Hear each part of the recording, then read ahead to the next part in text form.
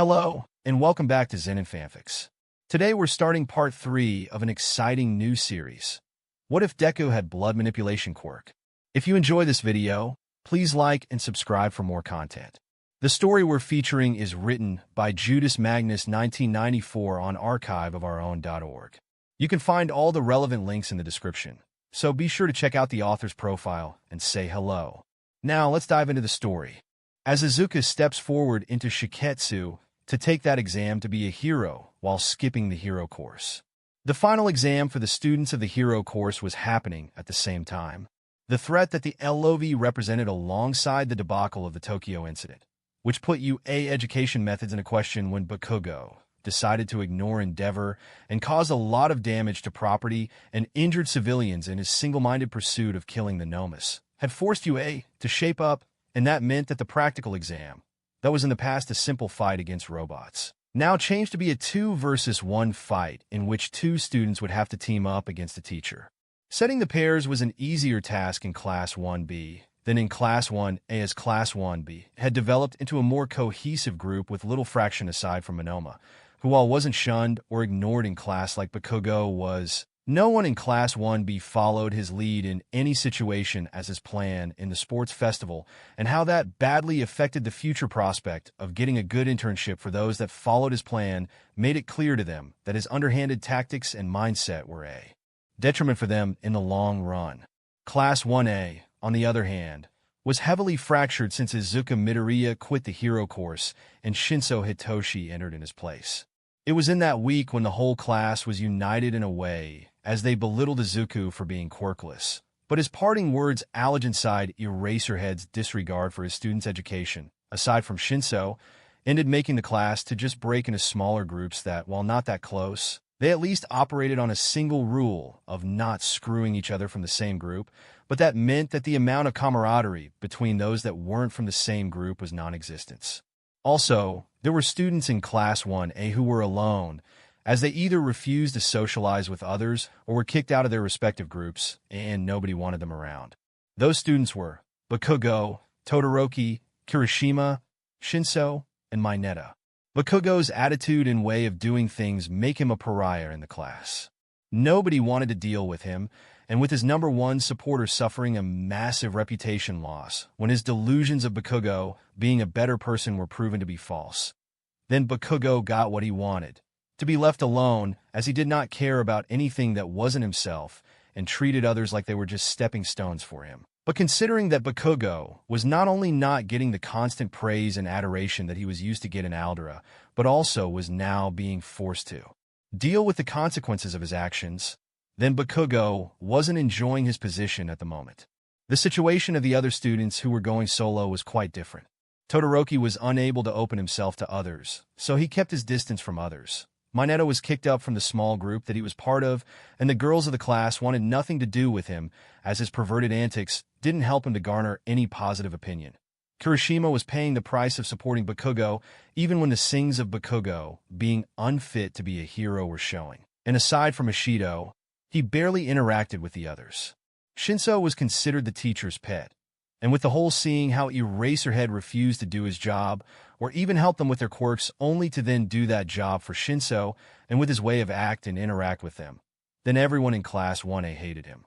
Despite all of that, the groups were selected, and after making sure that Eraserhead was not going to face his apprentice in case he wanted to make it easier for him, the exam started. Izuku was now busy with the written part of the test, and with his lack of life experience in the field of heroics and the theoretical studies that the heroes of the hero course had to do in 3 years, then Izuku was taking the most important challenge for him to pass the exam. Izuku appreciated that the written exam was more focused on the resolutions of hypothetical incidents while trying to apply the law and duties of a hero than just trying to define those terms.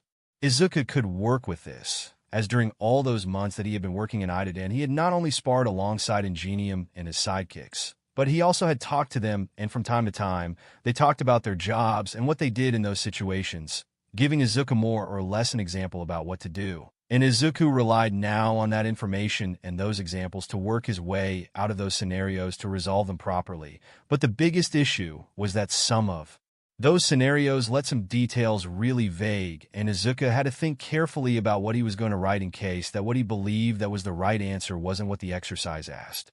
This was hard, but Izuku was going to try his best, and if he failed, then he could use this exam as a guideline about what he needed to study for the next one. Sure, he would prefer to pass this test the first time, but as long as failing didn't have really bad consequences on his life, then Izuku was not going to stress himself about it. He knew that if he started to cave under the pressure, then his chances of passing would become zero. So he tried to keep a cool head on the situation and refused to second-guess himself, because if he started to doubt himself, then he would fail without any doubt. Izuku just hoped that the practical part would be less intense. The bar for Izuku was set as high as the disaster of the 0-point robots in that fake city during the entrance exam in UA. So he expected something more normal for Shiketsu. All Might was now in the middle of an ice-covered central street in a fake city, looking with some resignation and a hint of disappointment at the poor display of Shoto Todoroki, and how he suspended the exam a couple of minutes after the exam started when he used his eyes to try to trap him for an easy win, but he instead caused a massive amount of property damage and incapacitated his own partner, Minoru Mineta. At the same time, All Might had tried his best to subtly nudge Todoroki with his words to get him to at least release his partner from the ice. But Todoroki single-mindedly targeted him, with no regard for his partner's safety, and All Might decided to stop playing around and knocked him out in one hit after a couple of minutes passed after he warned Todoroki. All Might did tap a little into his reserves of power to get into his buff form, to close the gap in an instant, and then he turned back into his more normal form to deliver a decisive hit to Todoroki. All Might was looking almost like he did years ago, before AFO injured him, and while Izuku wasn't able to let him tap into the fading power of OFA for more than 2 hours in a consecutive way, All Might at least now was able to do normal life without having to hide that much as now that he was uninjured. Then there was no way for him to cause panic if he walked around the street while looking like a spooky skeleton. All Might still keep himself hidden in a way, because even despite all the time that had passed since he was forced to limit his time because his injuries, he still remembers how excited people could get if they saw him on a shop or in a restaurant. But he had now a working set of organs that were regrown thanks to super regeneration, so he could at least eat normal food again, and after years of barely being able to eat something that was something that he was eager to do again. Boom! The sound of a massive explosion came from afar, and that snaped All Might from his musings. All Might! There had been an incident in practical exam location 2. You are the teacher that is the closest to that area, and while ectoplasm has the situation under control, I need for you to go there to lend a hand just in case. The voice of Nezu came through his communicator, and then he realized that something had gone wrong there. And please, if you see Eraserhead, restrain him in case he decides to take matters into his own hands. Nezu's words did concern All Might, and after he told him to send some med bots to pick up Mineta, who was unconscious and released from the ice, and the incapacitated Todoroki, All Might tapped again into OFA's power and rushed as fast as he could to keep the situation under control. It appears to All Might that Nezu's decision to put Shinso Hitoshi and Katsuki Bakugo in the same group had ended poorly, at least as not just a fake city, Izuku said. The next part of the exam was the practical one, and while the written part was done at Shiketsu High School, the practical one was done at Kobe National Stadium. That name made Izuku remember that there was one national stadium in Takoba, and then thought about the implication of that building's existence. But he didn't have to think that much about it, because a guy who looked like he needed a power nap of a one-day duration was there, and gave a short and to-the-point explanation of that building. Izuku learned that the Kobe National Stadium was paid for by the HPSC and was recently built in Shiketsu's area of influence as a reward for that school's choice to be on the same page with them. That made Izuku think that maybe that was because since Nezu took the position of the principal of UA and purged all influence of the HSBC there, the HPSC decided to go to the second-best school and then give them some privileges in exchange for having a say on that school, like being allowed to do those exams there, as a way to clap back at UA for their decision of kicking them out of UA. It was clear now to Izuku that the only reason that the HPSC didn't decommission that stadium on Takoba was that not only that it cost far too much money, and in a way, they wanted to remember UA that they were still in the area, and that their influence was something that Nezu wasn't able to truly get rid of if all those subtle snipes and remarks that the men threw at you were to be taken at face value. The first part of the exam was a simulated rescue operation in which Izuku and the other participants were told to rescue those fake injured civilians and that they would be scored based on their performance and way to proceed during the 30-minute test. Needless to say, Izuku was one of the few who found himself in a strange situation. His quirk could heal people, but he wasn't able to fully shake off the idea that he was wasting a little his healing capabilities, but he decided to at least do as one heroine on the healing team of Ideten said to him, and he would just first ask about their injuries, and only heal them if it was necessary for them to allow them to walk on their own or the situation was dire enough. And he was forced to enter in a fight to a villain so he could tell the civilians to run to safety while he fought. The villain, if not, he would try to take them to a safe place while not making their injuries worse, so the medical services would attend to them if there was no hurry for Izuku to do it. That lesson that Cardigans, the heroine that was working on the Ideten as a sidekick and doctor, said to Izuku. You know, Isagi was right in a way, even if Izuku wanted to disagree in a way. But he had to conserve his strength and be mindful of going all out with healing people, even if Izuku's way of healing was a bit different. In case of an emergency, he needed to do as he did in the Tokyo incident and prioritize the healing of those who were in dire need first, and then move to the other people that were less injured if needed to. So with that in mind, Izuku ended up working alongside other participants with not only the most suited quirks, but the right attitude to improve their efficiency, and Izuku even found out that one of those fake civilians was, in fact, someone that he healed during the Tokyo incident. All was going as smoothly as possible when they reached the 30-minute mark, and then, heroes that were playing the role of villains appeared to try to wreck their efforts to rescue people. The lineup of heroes that were chosen to oppose the participants was quite impressive. From the 10th hero in Japan rankings, Gang Orca, and his whole crew, to impressive heavy hitters like Fourth Kind and that heroine that was making waves with her lone wolf style. Izuku was looking at how that particular heroine jumped to the top of a building to get into position, and then she performed a diving kick that impacted Izuku's stomach. In a normal situation, that kind of attack would have knocked Izuku back a lot, as Mirko's strength with her kicks was well documented despite her short-lived career. Gang Orca and Fourth Kind would have shown disapproval at Mirko's decision to use that amount of force, not only in a participant, but also a kid that all the heroes there made the decision to just subdue him with the least amount of power needed. Mirko would then have scoffed at their decision of treating Izuku with kid gloves and would have said that since he decided to take the big boy's exam to be a hero, then he was going to get the full extent of her power in a way of respect from her. But since when this was a normal situation, what the? Mirko said as the realization of one of her attacks barely making Izuku flinch was now reaching her mind, as Izuku was grabbing that same leg that was making contact with his stomach to force her to get close to him. One of the benefits of Izuku's secretism about his quirk was that people were only aware of how he could heal people and himself with his blood. They were unprepared for the fact that Izuku had shock absorption, that same quirk that the LOV was banking on that would allow the All Might killer to kill All Might, but now was part of 3 people, one of them being All Might. That meant that while Izuku wasn't as hard as the Nomu was, Izuku still was able to shrug off far more physical damage than his build could imply that he could take at first glance. Lights out, Izuku said, and then took advantage of that opportunity to deliver a headbutt to Mirko's face to incapacitate her. Izuku's attack was more effective, and he managed to break her nose in the process, making some of her blood pour onto his face. Did you know that in RPGs, one of the most valid tactics to defeat your enemies is to shoot down the team medic first? I'm sure that a lot of you people know me as that kid who works as a part-time worker on Team Ideten that healed a lot of people in the Tokyo incident, Izuku said. Looking at the heroes, some of them recognized what Izuku said is true. Then Izuku decided to crack his knuckles as he addressed the heroes one last time.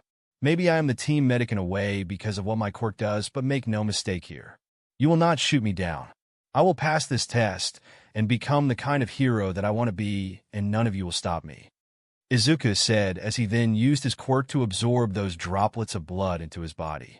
Because this is who I am, Izuku said as he then glared at the heroes, ready to give everything that he had to get one step closer to his dream.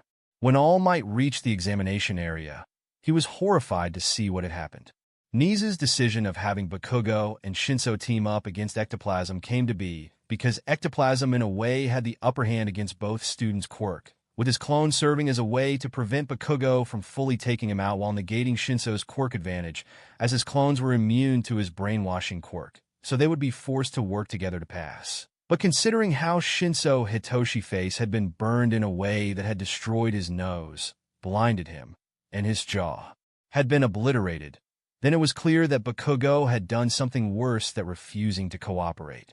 What happened? All Might asked as he got close enough to a barely restrained Bakugo being held down by some clones of ectoplasm. Shinso decided to brainwash Bakugo with his quirk to force him to cooperate with him. They barely managed to take down 2 of my clones when one of them punched Bakugo in the shoulder and broke the brainwashing. Bakugo decided then to release one of his explosions with his gauntlets near Shinso's face while screaming that he was going to kill him. Shino barely managed to move his head enough to prevent that explosion from decapitating him, but the damage that he had taken as well. Ectoplasm said, feeling ashamed in a way because he wasn't fast enough to react in time to stop Bakugo from trying to kill Shinso. All Might looked at Shinso, who was now lying on the ground as 2 Medibots were doing their best to stabilize him after he sustained that severe injury. And what he saw wasn't pretty. Shinso's jaw had been blown out and obliterated alongside that face mask that he used to protect his mouth. And it was that face mask that took the most of the damage, even if it didn't look like it as his face had been badly burned. A replica of Eraserhead's trusty scarf that was near indestructible had barely protected his neck from that explosion, but now was covering his badly burned throat, and All Might knew that there was only one person capable of fixing that amount of damage. But said person was now in Kobe. "What have you done, young Bakugo?" All Might said in a tone of voice that made it clear that he was partly horrified about what happened, and partly disappointed over the fact that Bakugo decided to commit such atrocity. "I put that worthless extra in his place. How dare he to brainwash me to use me as bait?" Bakugo shouted as he was still pinned down in the ground. The clones of ectoplasm managed to take out his other gauntlet and immobilized him. All Might simply shook his head in disappointment. It was now clear to him that all those stern warnings and punishments that Nezu used to get Bakugo to behave hadn't worked at all. Nezu still believed that despite all those revelations about Bakugo's past, Bakugo still deserved the chance to be a hero and tried a different approach to get Bakugo back into the fold. But between the fact that Bakugo's character was set in stone, as he had been allowed to be like he is now for a lot of time without anyone installing him some discipline and respect, and that Bakugo was too much of a self-centered and narcissist kind of person to accept that he was wrong, then his attempts were useless. If you then add Eraserhead's disregard to do his job as a teacher and enforce some kind of discipline in his class and focused only on his apprentice's progress, then this was a disaster waiting to happen. The sound of footsteps reached both heroes' ears, and they saw how Eraserhead was there, looking at how Shinso was now on the ground, looking disfigured and injured to the point that his future as a hero was over. All Might saw Eraserhead's expression now as he looked at Bakugo. He looked like he was about to use his quirk and scarf to get his hands on Bakugo and make him pay for what he had done to Shinso. All Might stood his ground, ready to tap again into OFA's power, but then a pink mist appeared from behind Eraserhead, and then he fell to the ground. "I made it in time," a feminine voice said. All Might and Ectoplasm saw then how Midnight appeared, and in a way thanked that she had intervened to stop Eraserhead from trying to make the situation worse than it needed to be. "Thanks for stepping up, but could you do the same to Bakugo?" Ectoplasm said. The heroine simply nodded at his request and used her quirk to sedate Bakugo. Moments later, an ambulance reached the location, and they loaded Shinso inside it, putting his fate in the hands of those paramedics. As All Might saw the ambulance fading in the distance, it became clear to him that the situation had gone way out of hand and things would change in one way or another, because Bakugo had now crossed the line when he almost killed Shinso in a fit of anger, and Eraserhead was about to also cross a line if it wasn't for Midnight's intervention. But the question now was about what would be those changes and if they would be effective considering the situation. Isuku walked away from Shiketsu with some mixed feelings. He passed the exam, and he reached the first and most important objective in his plan, but why does he feel so lost now? Izuku felt somewhat empty inside after performing a feat that only one kid of his age managed to do almost 100 years ago, something that would definitely make those who doubted his chances to become a hero to eat their words he should be happy about, but he feels somewhat dull at the moment. Izuku focused so much on reaching this point that now that he was there, then Izuku was unsure about how to proceed despite already having a plan about how to proceed. Maybe the fact that the other part of his plan would require him to wait almost 6 years made Izuku realize that he had a lot of time now to work with, and that overwhelmed him a little. He was looking at his newly minted heroic license and some papers that contained information and instructions for him to access the Hero Network, and despite the fact that he was proud of his accomplishments in getting this far, he felt that he was still far away for getting what he wanted. "So, did you made it?" A familiar voice reached Izuku's ears, and then he saw that Sir Nighthigh was there. "Yes, I did, but I feel somewhat lost now," Izuku admitted. "I can't imagine. From what I know, you have been spending almost all your time after you, working in Idaten, with little time for any relaxation. What happens to you may be the fact that now that you have finished in a way a task that occupied almost all your time to the point that it became part of your life, you feel somewhat lost now that you realize that you won't be doing something that became part of your routine anymore," the hero said, and Izuku considered that maybe Sir Nighthigh had a point. Since Izuku took Ingenium's offer and started to work in his agency for 4 hours before training there for some more time after he was done, Izuku's life had been reduced to going to UA to study there, returning home after class to rest for a while, going to Hosa to work and later train, then returning home again to go to bed, and then repeating the whole thing up until today to prepare himself for this exam. "I kind of neglected to socialize after school or to do something as a hobby for so long to focus on this, that now that I have that time back, then I don't know what to do with myself. But why are you here? You told me that I should give you a call if I needed you to. Take me to the train station unless something had happened that requires my particular set of skills." Izuku said, "Yes. There is an investigation that I am conducting about a certain something that had started to pop up in the streets. And after thinking about what you told me about your understanding of how Quirk works, I thought about asking your cooperation with his investigation." Sir Nighthigh said, "I see, I just got my hero license a couple of minutes ago, and now I'm walking straight into my first work as a hero," Izuku said while chuckling a little. Then he started to talk again. "Okay then, I will go with you. Maybe I need to do something like this to put my mind out of this funk," Izuku said while looking at the hero. "Thank you for your cooperation. I will share with you the important details of my investigation while we are in the car, but I ask for you to be discreet about the information that I will share with you," Sir Nighthigh said. The case about the Quirk erasing bullets and how they temporarily mess with a person's quirk made him think that maybe Izuku with his own quirk could give him a clear insight into what happened to a person's quirk when they are injured by those bullets. "I understand. Just lead the way," Izuku said, and then entered Sir Nighthigh's car. Getting involved with the kind of hero work that wasn't shown on TV as it was the boring kind of work, but Izuku felt that this kind of work could suit him in a way, but the mention of his understanding of how Quirk's works were needed made Izuku a little concerned about what Sir Nighthigh needed from him in a way. Because what was the man investigating that he believed that his ability to manipulate genetic quirk factors was needed? In the meeting room in UA, the teachers were reunited, but the mood was quite somber. The incident in the exam area in which Bakugo and Shinso were doing their exam and how that ended still haunted their mind. Ectoplasm was still blaming himself for not being fast enough to react in time to prevent Bakugo from attacking Shinso, while we're asking themselves about what went wrong for one of their hero students to do such a thing. Bakugo was now restrained after they outfitted him with special gauntlets that would prevent him from using his quirk, and now they were discussing not only his fate, but the fate of Eraserhead as well. Midnight may have come in the nick of time and stopped Eraserhead from taking revenge for what Bakugo had done to Shinso.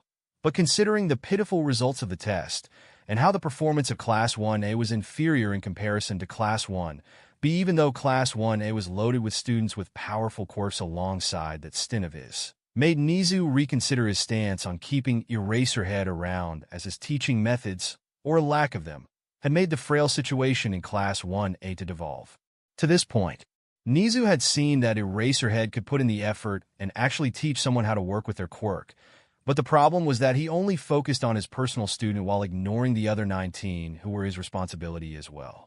To see how Eraserhead's cruel expulsion scare that he pulled in the past managed to create students who were self-sufficient that hated UA for that cruel disregard of their futures with those black marks was more effective than him making some effort in teaching class. Made Nezu realize that having Erasure around wasn't worth the trouble because Eraserhead wasn't good at his job, not because he was bad, but because he refused to pull the effort unless he was invested. And that made him decided to fire him out of UA and would inform him of his termination later on the day.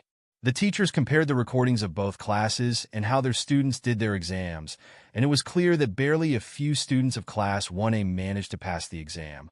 And that was only for those whose quirks were powerful enough to allow them to fight the teachers while they were holding back.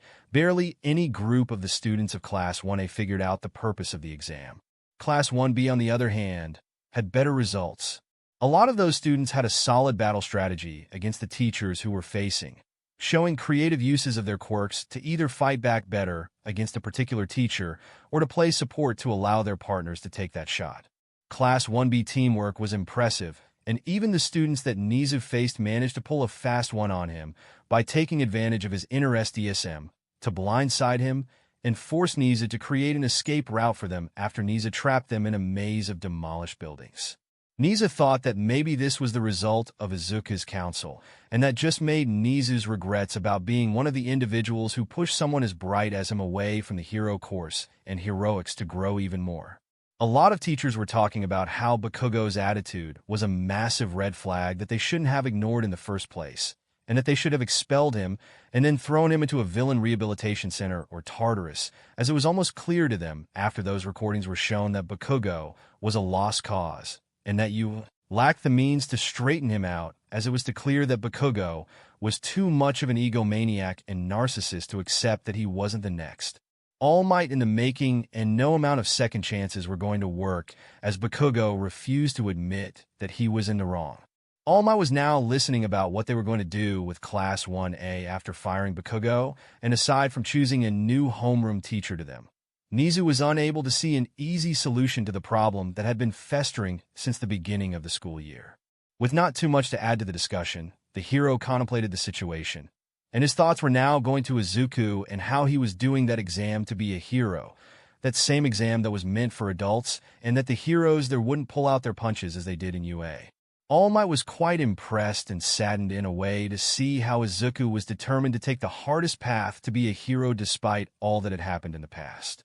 He was proud of him for being that determined to follow through with his dream after all that happened. But he was upset with himself because he was one of those naysayers of his who not only refused to believe him, but then tried to sabotage his efforts under the pretense of trying to prevent him from getting himself killed because he was quirkless. Nana Shimura gave him a chance when he was a quirkless boy, when no one was willing to give it to him, and he refused in the end to do what his mentor did with him to Izuku. That made him realize that he had, in a way, turned away from what he was before he obtained OFA, and then to know that his recent healing came from the hands, or blood, of that same kid that he had refused to see as a hero was a sobering thought. All Might just hoped now that Izuku managed to pass the exam and would become a hero, even if he chose to be a less glamorous and more realistic version of what a hero should be in this day and age in Izuku's opinion. So when he checked out a message that came to his phone, that came from Sir Night Eye, and told him about what happened in Kobe, All Might was able in a way to feel how some of that weight that he had on his shoulders caused by his own regrets about how he handled his interactions with Izuku in the past was lifted slightly. There was still a lot to be done, from his point of view, to make amends with Izuku, but what he could do for him now that Izuku was a hero with his own license. Sir Night Eye and Izuku were now in a police department located in Kobe. Izuku had to show his newly minted license as a hero to get the officers to let him enter the room where the proof that Sir Night Eye was investigating was, and after half an hour, Izuku was finally able to see what Sir Night Eye had in mind. So, that is, Izuku said as he looked at a strange red bullet that was inside a plastic bag. Yes, those are the quirk erasing bullets that had started to appear in the criminal underworld. Those bullets are red cartridges with hypodermic needles that inject a serum that temporarily disables a quirk for a couple of days at worst. Sir Night Eye said, "And what is what you want for me to do?" I mean, my quirk works with blood, so unless you have it, Izuku tried to say, but then Sir Night-Eye pointed at one vial with some blood. You want me to give you more details about what it does, isn't it? Izuku said, and the hero nodded. Yes. That vial of blood contains the blood of a hero of the area who had been affected with that serum after one of those bullets hurt him a couple of hours ago and had his quirk disabled. Since you can manipulate quirk factors to an extent, then I wish to see what you can tell me about it. Sir Night-Eye said he was taking a leap of faith here because trying to find the source of those bullets at the moment had been a bust. Whatever manufactured those things covered their tracks with enough zeal to allow the police to find something about it. Okay then, I guess that it won't hurt to try, Izuku said, and then a small tendril of blood emerged from the tip of one of his fingers, and the blood made contact with the one inside of it. Sir Night-Eye saw how Izuku closed his eyes and was asking himself, what could Izuku find? 3 genetical quirk factors are found in this blood sample, but one of them is the one that is causing the damage, while the other is just a residual quirk factor that is attached to the one that is causing the damage to the quirk itself, Izuku said. What? Sir Night-Eye said, surprised to hear about the fact that the genetic quirk factors of 2 quirks were in that blood sample aside from the one that he expected. Yeah, there is one quirk factor that is the word damaging is not correct, but is like the quirk factor is being forced to regress to an inactive state, is like it's forcing the quirk to be in a permanent inactive state, but that quirk factor that is causing the damage is not hard or concentrated enough to cause irreparable damage, and it's quite short-lived. Think about what happened with OFA's fading power after it was passed up is applied in a way to that invasive quirk factor that is damaging the quirk of the victim. Izuku said. He waited first to see if they both were alone in the room before talking about OFA, even if it was as a way to give Sir Night-Eye an example. So what you were saying is that the serum contains the genetic quirk factor of a person that is being weaponized. Sir Night-Eye asked. Yeah, but I think that is the residual quirk factor that allows for the weaponizing of that quirk factor that is in that serum. Izuku said. Did you? Sir Night-Eye asked, but was interrupted when he saw how Izuku pulled a notebook and started to write something in it. Read this, Izuku said after he was done with it. I guess that I made the right call when I called you for help, Sir Night-Eye said. In that notebook, Izuku had written whatever information about those 2 foreign quirk factors on that vial of blood, and now he had at least something to work with. This is as much as I can give you, but I think that the knowledge about those quirks that are part of that serum can help with your investigation, Izuku said. He managed to absorb those 2 quirk factors that were part of that blood sample, and he was disturbed in a way about what those 2 quirks could do. It definitely helps, Sir Night-Eye said as he was reading all that Izuku had written about one quirk that could be the possible explanation for the creation of those quirk-erasing bullets and those weird red bullets. Is there something else I can do? I'm not sure what can I do for your investigation at the moment aside from being a hyper-accurate quirk analysis machine. Izuku said. The hero did look at Izuku, and then decided to ask one more thing. Yeah, I think you could, but let me ask this. Do you think that you could fix the damage that the quirk erasing bullets does to a quirk? Sir Night-Eye asked. He may know about how Izuku managed to fix OFA and create a quirk out of what he had to fix up All Might in more ways than one, but he wanted to ask if Izuku believed that he could do something about the damaging effects of that serum. I think I could do that, Izuku said, and then Sir Night-Eye decided to talk to him about what he had in mind before he told Izuku that he could go back home. The hero took Izuku to the train station that he took to reach Kobe, and Sir Night-Eye was now looking at that notebook that contained important information that would help him to solve this case. Izuku, you came home? Inko said. She received a small call from Izuku about him passing the exam and getting his license, and how not even stepping out of Shiketsu, he was now helping with an investigation. Sorry for being late. I have to heal some that had been injured after helping with that investigation, and it took some time, Izuku said, remembering that the process of fixing the damage that the quirk erasing serum did to that hero was somewhat different from what he did for OFA and All Might's fading power. But after he absorbed the remnants of rewind and overhaul in that blood sample, Izuku managed to know how to reverse the damage done to that hero's quirk. But he was concerned about what that overhaul quirk could do, and he hoped that the notes that he gave to Sir Night-Eye about that particular quirk could help him to catch whatever is behind the quirk erasing serum. I see, Inko said. She knew that Izuku walked now in a world that, despite being shown on TV as one that is flashy and glamorous, had a darker side that would never shown. And Izuku decided to go to that darker side of heroism over being one of those heroes that made a spectacle of saving people while caught on TV. Inko knew that even she failed to see potential in Izuku to become a hero before his quirk awakened. And even Izuku never held it against her, because in his words, she was actually concerned for his safety and genuinely cared about him when she had those things. She still felt a little guilty about her lack of faith. Now that I became a hero, it almost felt unreal, Izuku said as he pulled his hero ID and looked at it again. You wanted to be a hero so badly, Inko said, looking at how Izuku looked at that license of his. Yeah, I did, but now I feel almost lost after reaching my first goal, but maybe I should do what Sir Night-Eye told me and not think that hard about that and just focus on what is in front of me. After all, I still need to reach the step 2 of my plan. Izuku said, yeah, you want to study to become a court counselor, a doctor, and to have a private clinic, quite the tall order, but considering that you managed to become a hero before reaching 15, then I am sure that you can manage, Inko said, smiling a little. Yeah, but I need first to save a lot of money to bankroll that enterprise. Sure, being a hero and doing some heroic work can help expedite the process, but the most amount of money that a hero makes is not by what the HPSC pays, but for all the marketing and business deals that they make. The cut that high-profile heroes get for merchandise with their approval in 1 year could allow me to buy this whole building, renovate it, and even turning it into a hospital if I wanted, and I would have enough money to spare to do that again a couple of times. Izuku said, yeah, that amount of money is something that can solve a whole of problems. Inko admitted, but I refuse to become that kind of person. I want to be a hero who can actually do something about the situation over being just a flashy hero who would sell their image rights to become rich and then just do the bare minimum to still be considered a hero by society to keep that cash flow and deals going. A lot of kids that want to be heroes only see that flashy exterior, not what is behind it. Izuku said. He then looked at his phone and then said something. And my first order of business is to buy a new phone and a laptop and keep those two for hero-related jobs. I think that is more professional this way, over using my PC in my room and the phone that I have now to enter the hero network, Izuku said. It could help, but can you afford it? Inko said. Maybe. I've been saving the money that I gained while I worked as a part-time worker on IDIN, and 70,000 in a week is nothing to sneeze at, but I think I will ask Ingenium about how and where I can get the best equipment. Heroes can buy support gear from the support companies that procure them their costumes and support items. I want to see if that includes phones and computers, Izuku said.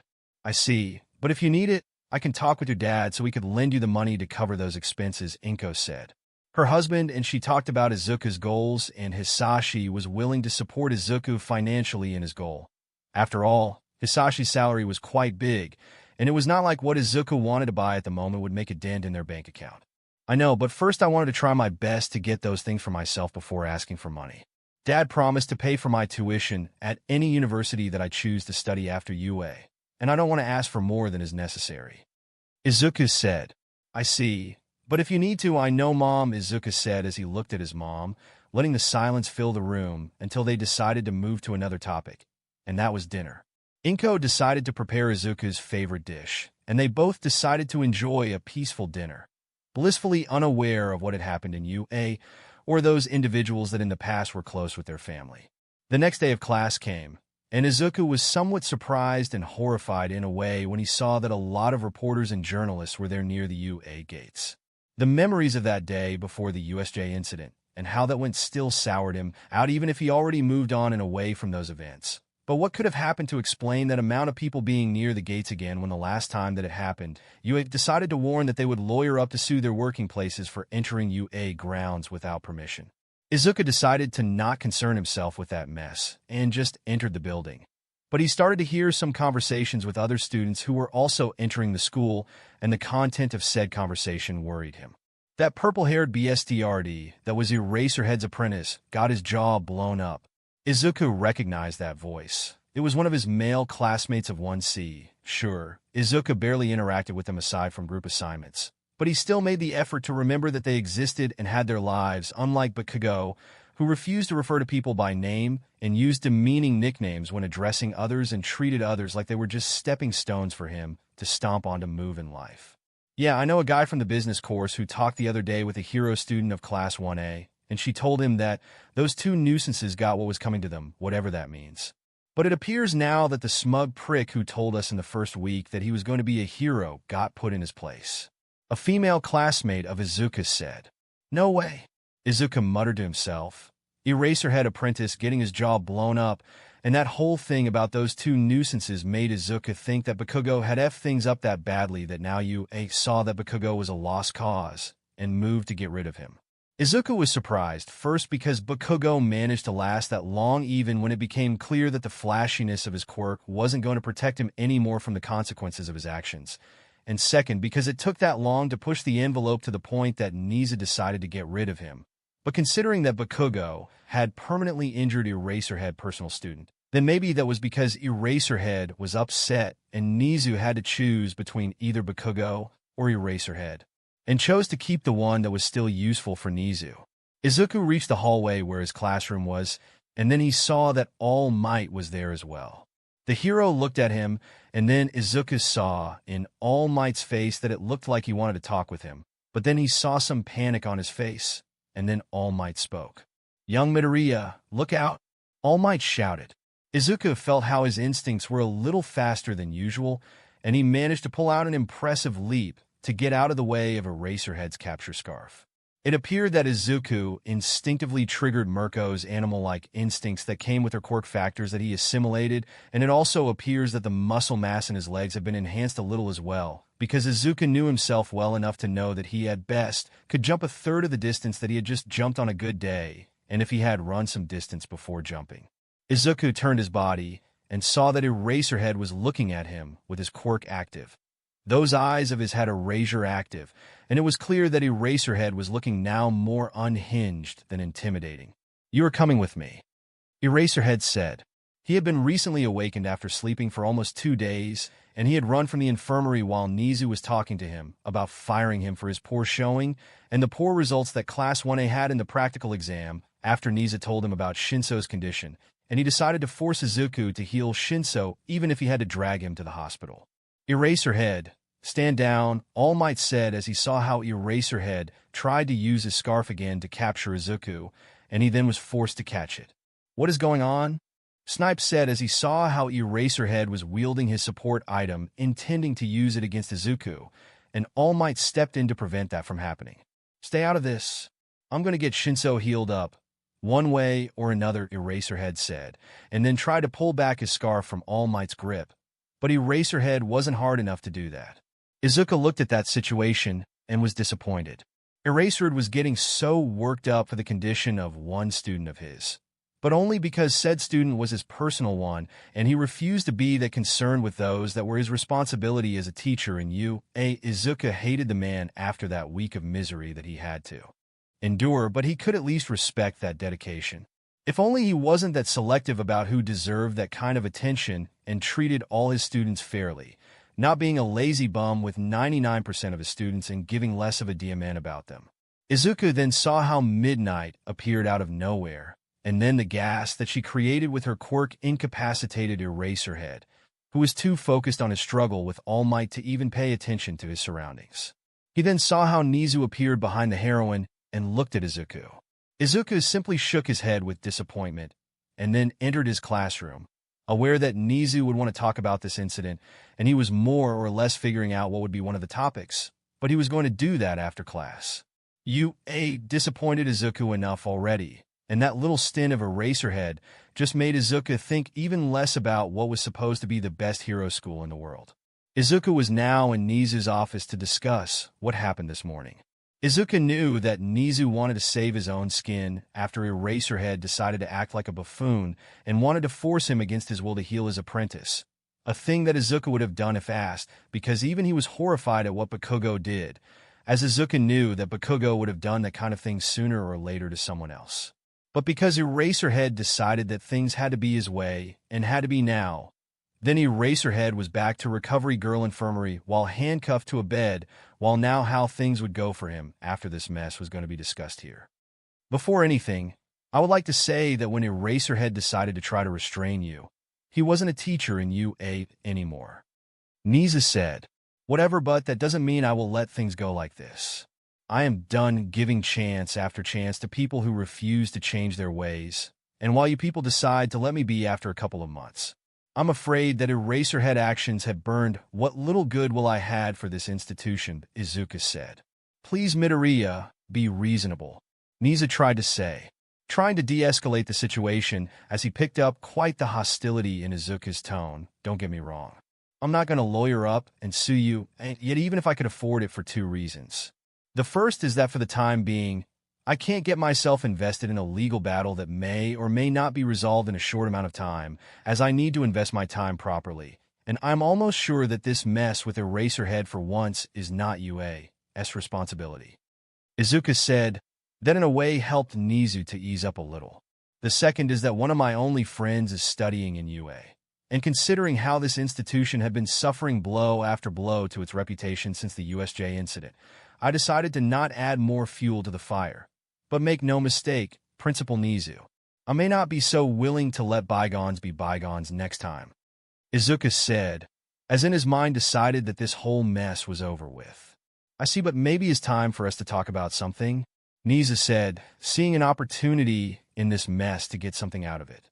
"Let me guess that something starts with hero and ends with course," Izuku said, thinking that Nezu was trying to be a little too much of an opportunist, even if he chose the wrong moment. "Yes, considering that now some of the most conflictive elements on the hero course that cause you to abandon it are gone now, then maybe you would consider returning to the hero course," Nezu said. "Sorry, but I will have to decline. After all, that would be redundant now," Izuku said while smirking a little. "What? Did you say redundant?" Nezu said, confused about what Izuku said. "You see, Principal Nezu, there are more ways than one to become a hero aside from doing the hero course," Izuku said, and then Nezu saw how Izuku pulled an ID card and put it on his desk. "No way," Nezu said as he looked at that ID card. It was a hero license that had been recently acquired. The date of it was, by the look on your face, I see that not only did you realize what that ID card is, but also that was acquired the same day that UA was doing the practical exam for the students of the hero course. Izuku said, "Where did you get that?" Nezu said, unable to comprehend what he was seeing. Izuku somehow had a hero ID card with himself, and his mind was going into overdrive to try to figure out how that was possible, because Nezu had dealt with enough cases of hero ID falsification to recognize one that was legit from a fake one, and Izuku's one was legit. In Shiketsu, they do a written exam there for those who want to skip doing the 3 years of the hero course, and after you pass that, you are taken to a stadium in Kobe to do the practical one. That exam is more focused on adults or reformed vigilantes, but I decided to go for it as a way to still fulfill my dream while giving you the middle finger at the same time," Izuku said. He then picked up his license. "How?" Nezu said, losing his nerve a little after realizing that Izuku had managed to do the impossible and became a hero in the hardest way possible for a boy of his age. "Well, I had help. My work at the Idon agency came with some perks that I took advantage of, like a place to train my Quirk and body undisturbed, and Ingenium's backing for me to take that test," Izuku said. Nezu stared silently at Izuku, unable to think of a way to get something out of it, and decided to let it go. "Well, I think that this means that this conversation is over, but I will reiterate this point. If I'm going to take legal actions against someone for this incident, it would be Eraserhead the target of those legal actions," Izuku said, and then he left Nezu's office. He wanted to make a stop at the hero hospital that was near UA to see what kind of damage Bakugo did to that boy, and see if he was able to do something about it. Sure, Izuku felt a lot of contempt for Eraserhead and Shinso Hitoshi for not only what Eraserhead did, but also because Izuku knew that Shinso never earned his place in the hero course because not only he failed the entrance exam, but he also sabotaged the other participants that fell victims of his quirk to fail that test as well, and that made Izuku think that Shinso was unworthy of being a hero. Izuku may stop caring about Class 1A and how they did things, but even he was able to see that no one in Class 1A could stand Shinso for multiple reasons. From Shinso being an unpleasant person with a massive chip on his shoulders to the others being jealous in a way that Eraserhead only cared about his future while the others only got threatened or ignored. All of that piled up, and now that Shinso was in the hospital for almost 3 days, then the others were way happier now that he was out of their lives if those comments that they were saying during lunch hour were to be taken at face value. With all said and done, Izuku could simply let Shinso to his fate now, as it was his whole presence that partially motivated Eraserhead to ruin his life during the first week in UA. But Izuku wasn't going to do that. Izuku promised himself that he wouldn't be the kind of hero who stood around looking pretty when there was something that he could do about the situation that was happening in front of him. And since he had a hero license, then he could do something about Shinso's injuries, even if he disliked the guy. A hero's duty goes above and beyond personal issues, and Izuku could push those issues aside, at least for now, to do his job, even if the one in need of help was that particular individual. In a room in a hero hospital in Mustafu, a critically injured Shinso Hitoshi lay on a bed, blinded and deprived of form. His jaw, after the explosion that Bakugo had thrown at his face, caused that amount of damage. It was thanks to the quirk of one of the paramedics who went there that Shinso not only survived the trip to the hospital, but also the surgical interventions to save his life. But his future as a hero was over, as that explosion not only destroyed his face and jaw, but his throat and vocal cords had been severely damaged. The door of his room was opened, and he was able to hear at least 3 people enter the room. He was heavily sedated, but he was able to hear something. "Are you sure that you can try? But I need your purse. See, if you think you can help try my best." Shinso recognized 2 of those voices as the ones of his parents, even if he wasn't all there, but the third one was barely familiar to him. Shinso then felt that something warm was spreading inside of him, and then he saw the image of that kid, that quirkless kid who quit the hero course after the USJ in his mind, and then he looked at his glowing red eyes before he felt dizzy. By the time that dizziness had passed, he woke up and was able to see his parents' faces somehow. "Wah." Shinso opened his mouth to speak, but stopped when he realized that he was feeling his jaw again.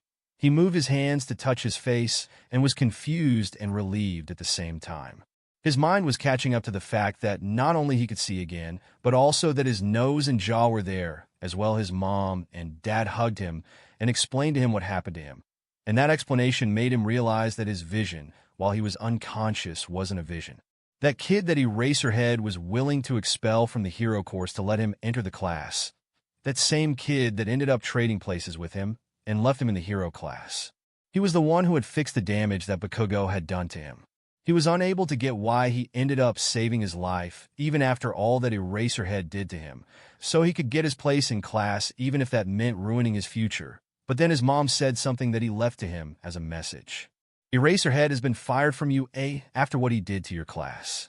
You may have been trained for months by Eraserhead, but he actively neglected the other kids of Class 1A for you, and the pitiful results of the practical exam made Nezu decide to fire him.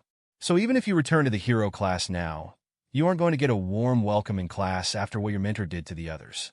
I recommend you to go elsewhere if you want to be a hero, as you not only won't be receiving that special treatment anymore, but it's possible that Nezu decided to take it on you now that Eraserhead is on his SHD list, and you were Eraserhead's apprentice, as a lot of people knows that Nezu could be a vindictive individual against those that displease him and those that are closer to them." Shinso heard his mom's words about what Izuku had said, and he sadly realized that maybe Izuku had a point. Eraserhead warned him to not step too much out of line in case Nezu wanted to make an example out of him for getting Izuku out of the hero course to get his spot in the class, and now that he had heard that Eraserhead wasn't there anymore and that he wasn't going to be welcomed back, then Shinso had to accept that maybe his tenure in UA was over. Shinso may have not actively antagonized his classmates that much, but it was clear that the privileges that he got because he was Eraserhead's apprentice and got his attention at their expense had alienated his classmates, and now that he lacked Eraserhead's protection, then he wasn't going to have a good time there. Shinso then had to accept that if he wanted to keep his dream of being a hero alive, then he needed a fresh start elsewhere.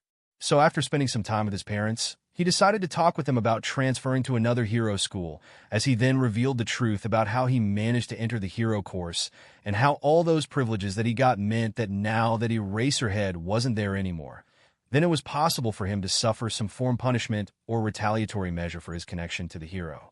Maybe Shinso should have tried to connect with his classmates somewhat to build his own support network over ignoring them and focusing on his training with Eraserhead at their expense. because now it was clear that without Eraserhead support, then he wasn't welcomed in the hero course. It was late now to try to cross those burning bridges to try to befriend them, and the only choice that it looked plausible was to go elsewhere to get a fresh start. Sorry for being late, Himiko. I have to talk with Ingenium about my working situation here now, Izuku said as he reached the Himiko's room inside the agency. He went home after healing Shinso and changed his clothes to something more casual before going to Idaden. Ingenium told me that you made it, that you are a hero now, Himiko said. Both were talking about his recent success, and she was happy for him. As far as Himiko was concerned, Izuku was already a hero because he saved her even if she tried to attack him. But she was glad to know that he was now a hero in a legal way. Yeah, but that means that I have more challenges ahead of me. But I can't let that stop me, Izuku said. I can imagine, Himiko said. Yeah, I am considering now getting something akin to a hero uniform or something more serious to wear while doing hero work, because when I was in Kobe helping Sir Night-Eye, the police didn't took me seriously enough, and I was waiting 30 minutes before the hero database was updated with my license to get those officers to let me in, Izuku said. He understood that looking that casual when he entered the police department and saying that he was a hero would make some skeptical officers not take him seriously enough until his credentials were checked up. Not even Sir Night-Eye vouching for him helped to let him pass there until they checked that his ID as a hero was legit. But you hate uniforms, Himiko said. Izuku talked to her about what he believed about heroics, and she knew that Izuku considered hero uniforms something that was more a marketing thing than a real necessity in this day and age. I know, but the truth is that I need to look more businesslike if I want the police and other heroes to take me seriously in order to not waste time. And I think I'm going to take a page from Sir Night-Eye. After all, the man wears a suit while doing her job, and that is far better than wearing spandex and a full-body suit from my point of view, Izuku said. Himiko started to imagine Izuku in a businessman suit, and she was enjoying that image in her mind. Maybe the next is getting a better phone and computer to use when doing hero work, and Ingenium mentioned something interesting that gave me an idea, Izuku said. He talked to Ingenium about how to get some of that kind of gear, and while they conversed about trustworthy support companies, a particular event that was going to happen soon enough came to the conversation, and then Izuku remembered that his father was going to go to that event as well. And what is that idea? Himiko asked, curious about what Izuku had in mind. Tell me, did you know about the Expo that is celebrated in the island? Why am I not surprised? Izuku said. He was in an airport for heroes near Mustafu alongside his mom to fly to the island to meet his dad when they saw that All Might, Sir Night-Eye, Mirio, and the student of the third year of the hero course of UA were also in that airport. Young Midoriya, All Might said, a little surprised to find Izuku there, but since he knew that Sir Night-Eye told him that Izuku wanted to meet his dad, who would be going to the Expo, then he shouldn't be that surprised to find Izuku in a place only for heroes when he also knows about the fact that he is also now a hero license. So, you people are going to island as well, Izuku said to the hero. Izuku at the moment was willing to talk to the hero despite all that happened between them. But whatever devotion and admiration that Izuku had for the man was dead now. He knew that All Might was trying to make amends for what he did, and he was willing to help in case the situation could get dicey. But he still had some beef with the hero. Yes, I believe it would be an opportunity for them to see what kind of innovations in the island could help them in their future careers. All Might said, and why is Sir Night-Eye coming as well? Don't get me wrong, he can go and do as he pleases, but considering that you are accompanying the students of the hero course, I don't see what he has to do with what it looks like a school trip. Izuku said, well, if you want to know, I'm going there for work-related business, while also helping All Might while I am it. The hero said, wait, when you mean work, are you? Izuku was saying, but then he saw that Sir Night-Eye nodded at his question, and Izuku then understood what was all about. Okay, that makes sense, Izuku said. Sweetie? Inko asked, a little confused about what Izuku said. Sorry, Mom, but it's a job-related issue related to an open investigation. I can't talk about it. Izuku looked at his mom and said that. Izuku was thinking now that maybe this is what Sir Night-Eye said about finding a more permanent solution to create an antidote to the Quirk erasing serum. Izuku had been collaborating with that investigation as much as he could by using his skills with Quirk factor manipulation to heal the heroes affected by those bullets. But Sir Night-Eye considered that it would be wise to have another way to fix that damage that didn't rely on Izuku's quirk. So he had tried to find ways through his contents to find a way to create an antidote from that serum to be able to mass-produce it just in case. And considering that he was going to the island, something tells Izuku that Sir Night-Eye not only believed that the way to get that antidote done was inside Island, but also that they had the contacts to get it done. Midoriya is right. He has been a huge help in my investigation, but I'm afraid to say that for the sake of that investigation, no information aside from the existence of that investigation could be shared with civilians. Sir Night-Eye said. I understand, Inko said. Izuku told her about the fact that he would have to keep some information secret for the sake of keeping some investigations, or even some heroic activities safe from interference from undesirable elements.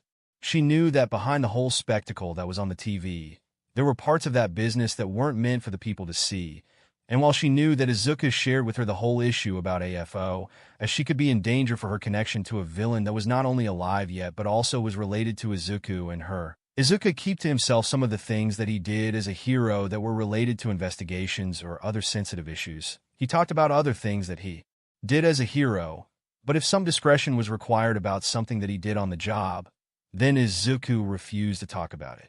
After getting the luggage loaded on the plane, both Izuku, his mom, and the people from UA boarded the plane that would take them to the island so they could spend the week there.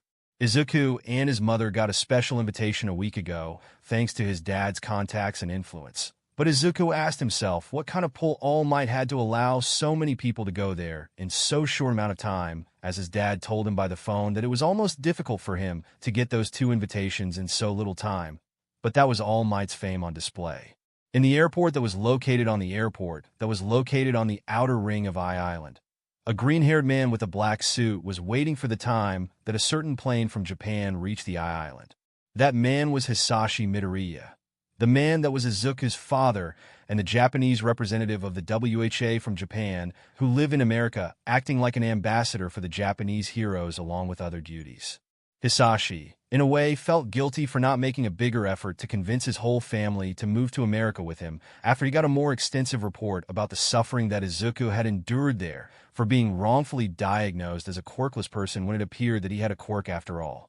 The way that America dealt with quirks and with the quirkless people was leagues ahead in comparison to what Japan had, but considering that America decided to adapt their Second Amendment to deal with quirks and decided to focus their education on teaching people since they were kids that their quirks came with some responsibilities and taught them how to use them, then it wasn't difficult to understand why they succeeded in that regard. After the advent of quirks and the amount of population with quirks became more common, all countries around the world tried to find ways to regulate their usage as a lot of people considered that quirks were more dangerous than a firearm. The problem was that since a quirk was part of a person and actively influenced people in some regard, then things that were considered strict regulations failed in almost any country that wasn't Japan, as people there weren't as peaceful as Japanese people were. As it stands now, only countries with totalitarian regimes in Japan are the ones that had a lot of limits imposed on quirk usage in this day and age, while the rest of the world ended up adopting the American standard of quirk regulation. Hisashi lived in America for some time, and he sees that normal people there don't really use their quirks that much in public aside from 1 or 2 individuals for practical uses. And that makes Hisashi think that maybe part of that success came from making the quirk usage in public not illegal, that in a way made people more relaxed in a way. It is part of human nature to sometimes do something just because it's forbidden, and the fact that public quirk usage wasn't illegal as long as one didn't cause a disturbance made him think that those kinds of individuals that would have cracked in Japan and used their quirks, even if that meant that they violated the law, found themselves not that pressured to use their quirks. And since there are a lot of studies talking about how quirks can influence their users to have them to use them, then the lack of punishment, as long as it wasn't to cause a disturbance, made those people to not bother unless it was to commit a crime.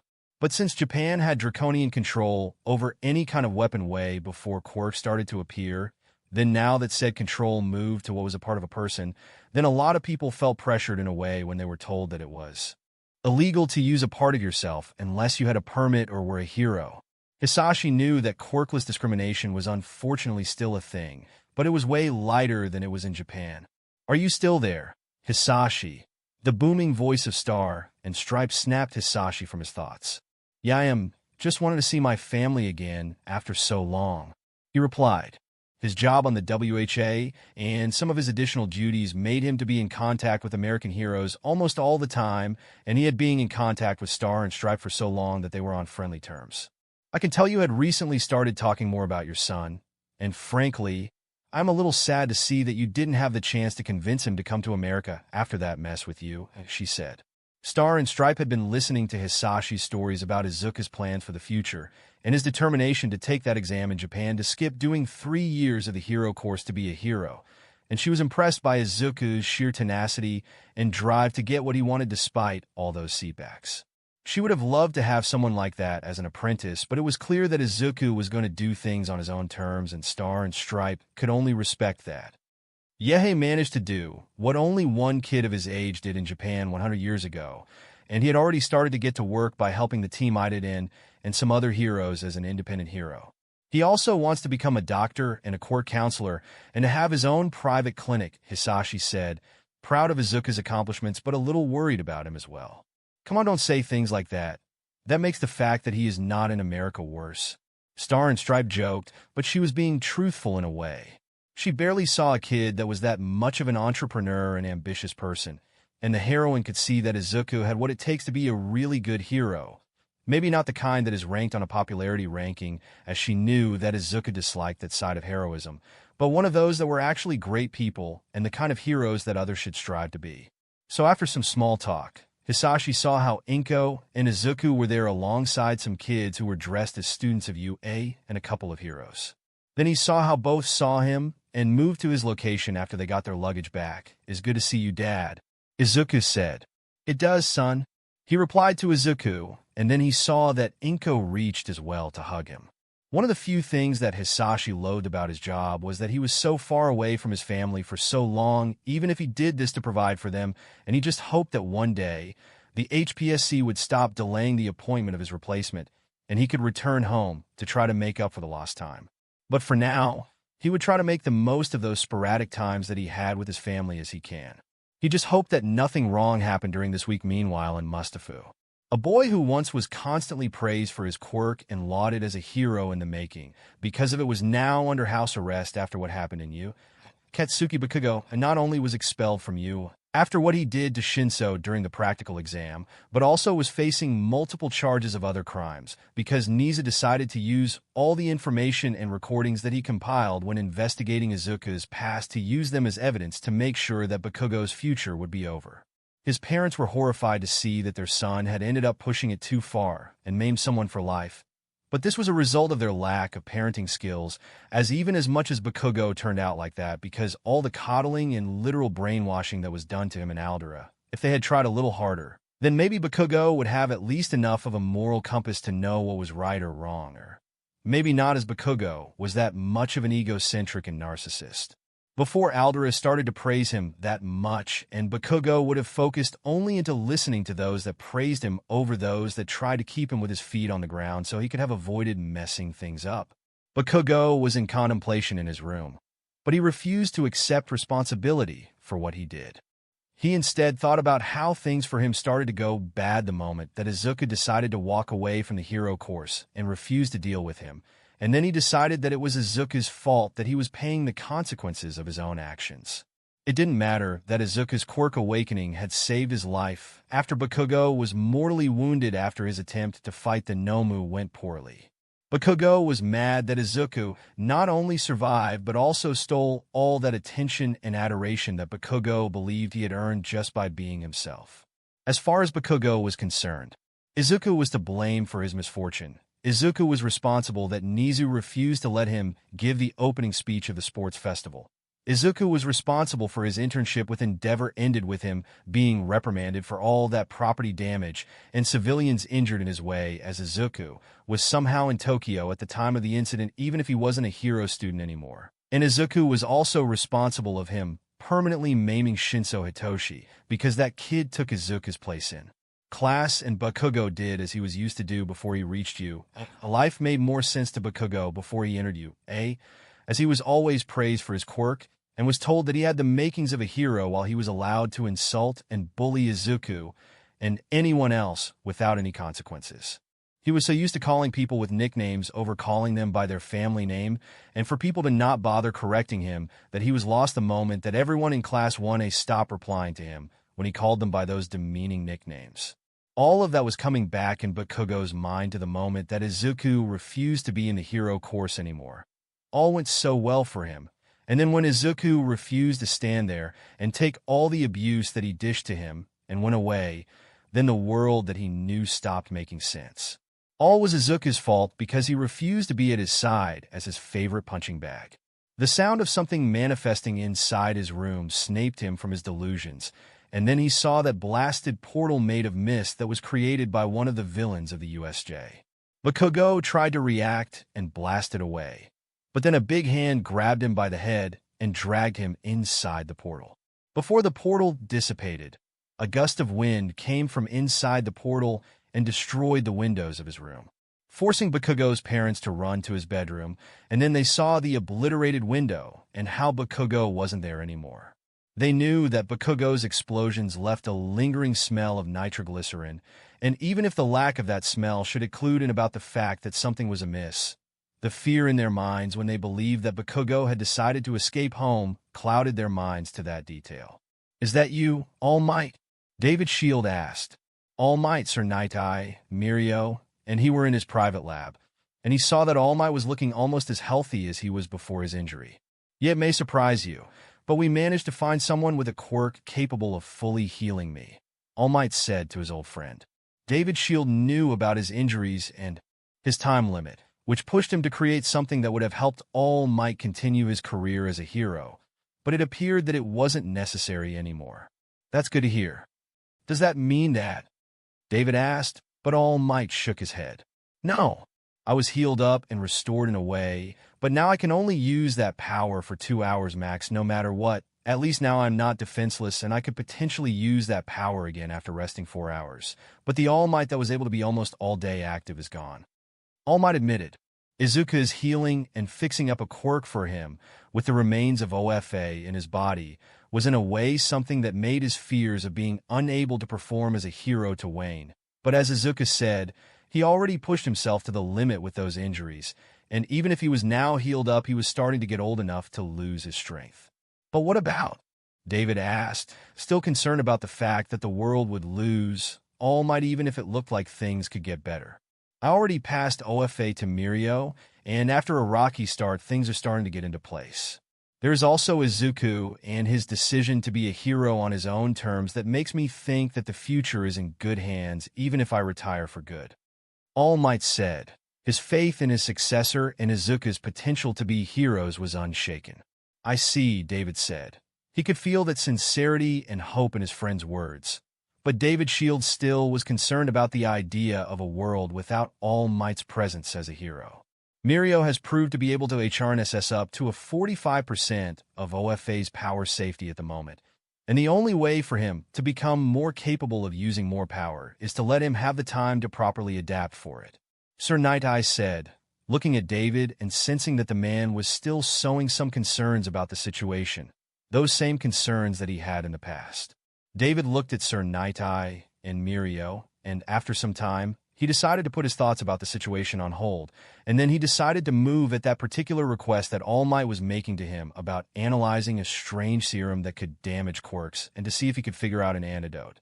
He looked at that briefcase that contained some of those quirk erasing bullets that still contained the serum inside of it, and then he put his mind to work to distract himself for a while before he made that decision that was still floating in his mind about if he should go through his original plan. Izuku chuckled a little.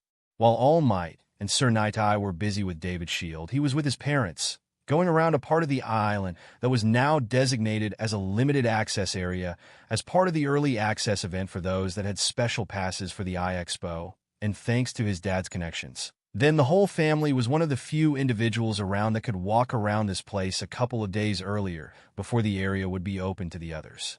"Izuku," Inko said, looking at her son and seeing that he was smiling at the moment. "Sorry, but I am enjoying this more than I want to admit. The last time we had been together like that was so long ago that I barely remember it," Izuku said. He looked at his dad and saw that he was showing some guilt on his face. Izuku, it's okay.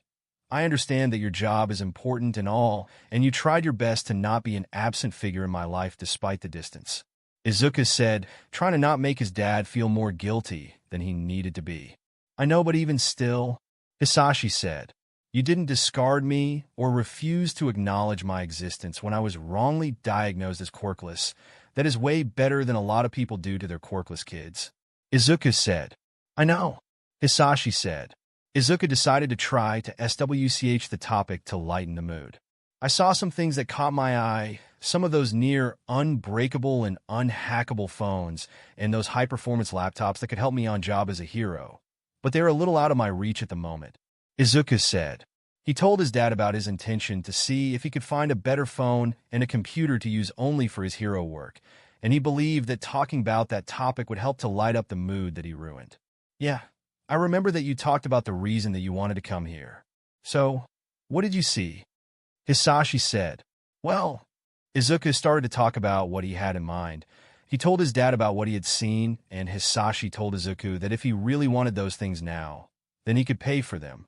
His job at the WHA was really well paid, and it was not like one of those devices was that expensive.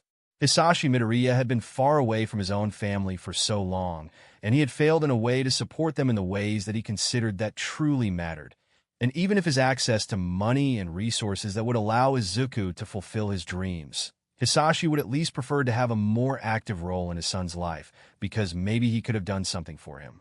Back in Japan, Mustafa's police officers, a couple of UN heroes, and Principal Nezu were now in a multi-apartment building in which multiple families live in. The sound of explosions in the middle of the night scared the residents of that building, and by the time the police and heroes were there, whatever caused that noise had abandoned the crime scene, leaving behind an obliterated apartment that had appeared to be vandalized. That apartment was where Izuku and his mother lived there, and it had been trashed.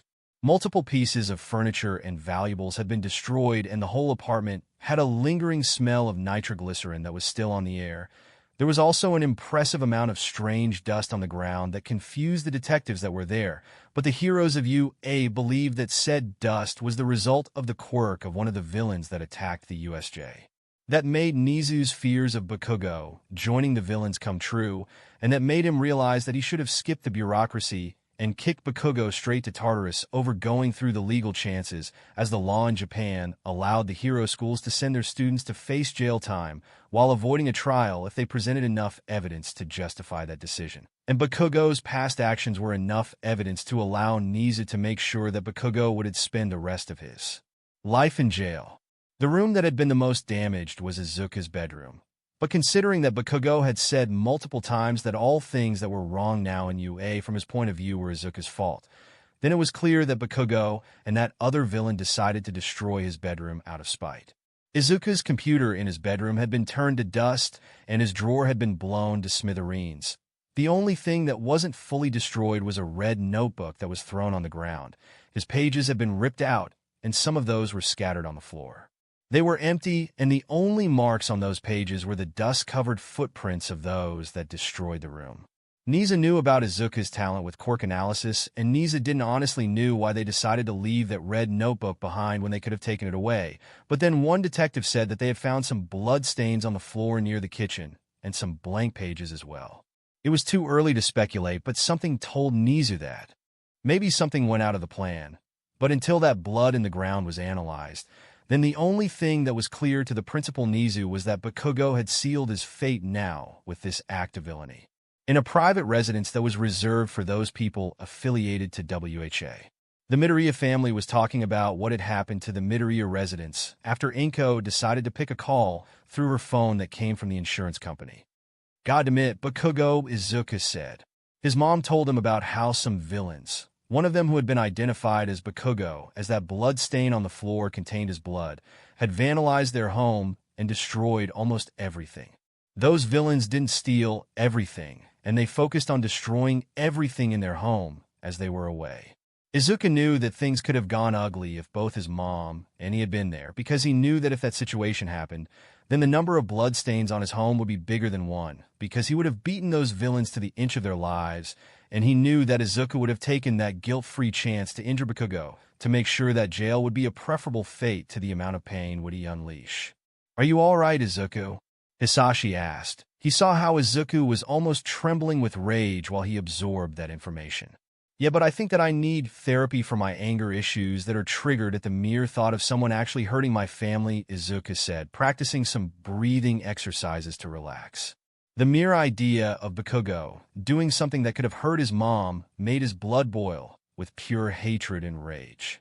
"I see, but it appears that they found a red notebook that had its pages torn and scattered around the home," Hisashi said, which made Izuku look surprised. "Huh. I guess that I don't have to ask myself where I put that notebook," Izuku said in a nonchalant way, something that his dad found surprising. "What? Didn't you destroy all those notebooks because they contained sensitive information in a way, and now aren't that concerned about having missed one of those notebooks?" Hisashi asked. "Yeah, I destroyed those notebooks, and the idea of having missed one of those could be worrying, but the thing is, that notebook was one that contained nothing written on it. I saved it in case I needed to keep track of my own quirk, but I changed to digital means," and Izuku said as he moved to his backpack and pulled an external hard drive. "I decided to leave all that information into this little thing that I can carry with me almost all the time, and it appears that maybe if I had left this thing behind, the most possible outcome could have been that it would end up destroyed alongside my computer. Since Bakugo knew about how I wrote those notebooks but lacked the knowledge that I switched to digital means, something just tells me that Bakugo wouldn't have been the kind of person who would have thought about sparing an external hard drive near my PC from being destroyed considering the damage done to my room," Izuku said. "What the hell went wrong with that kid?" Hisashi asked. "That is what an exaggerated amount that unchecked societal bias alongside the lack of longing to instill a sense of accountability for one's actions can do to a person.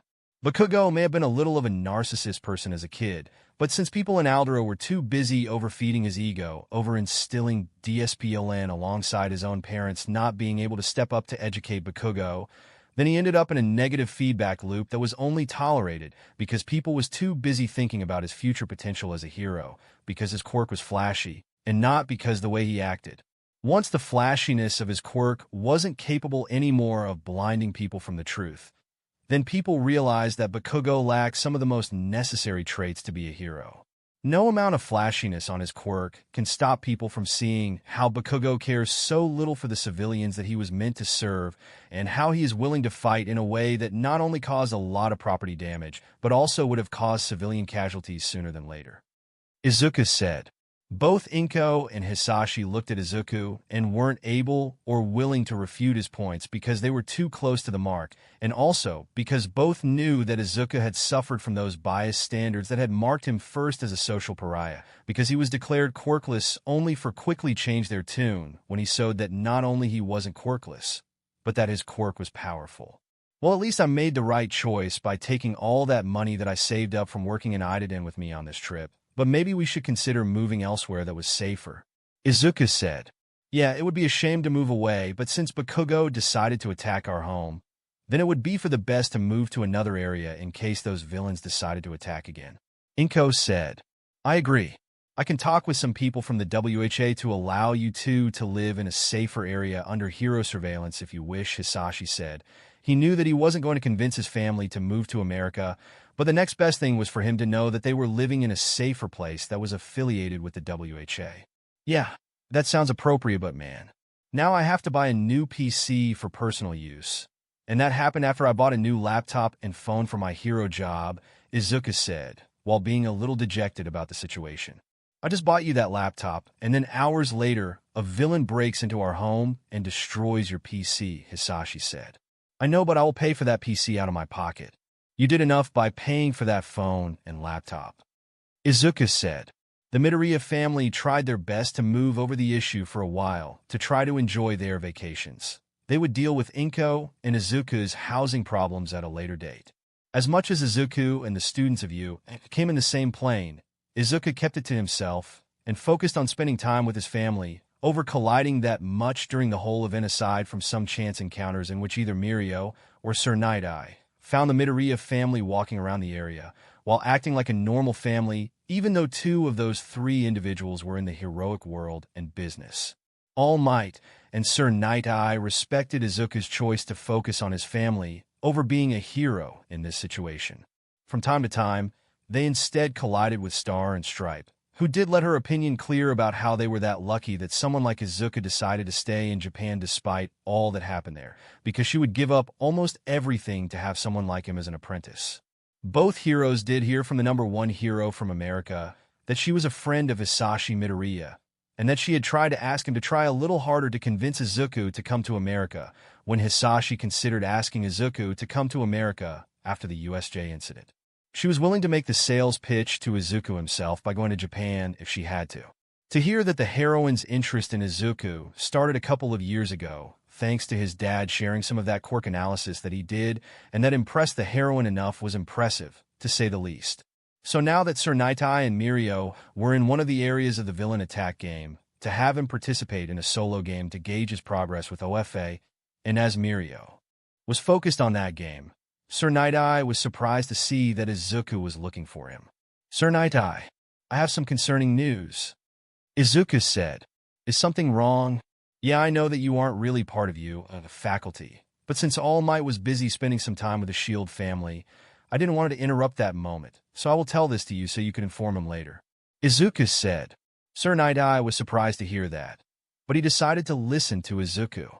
"I see, so what are those news?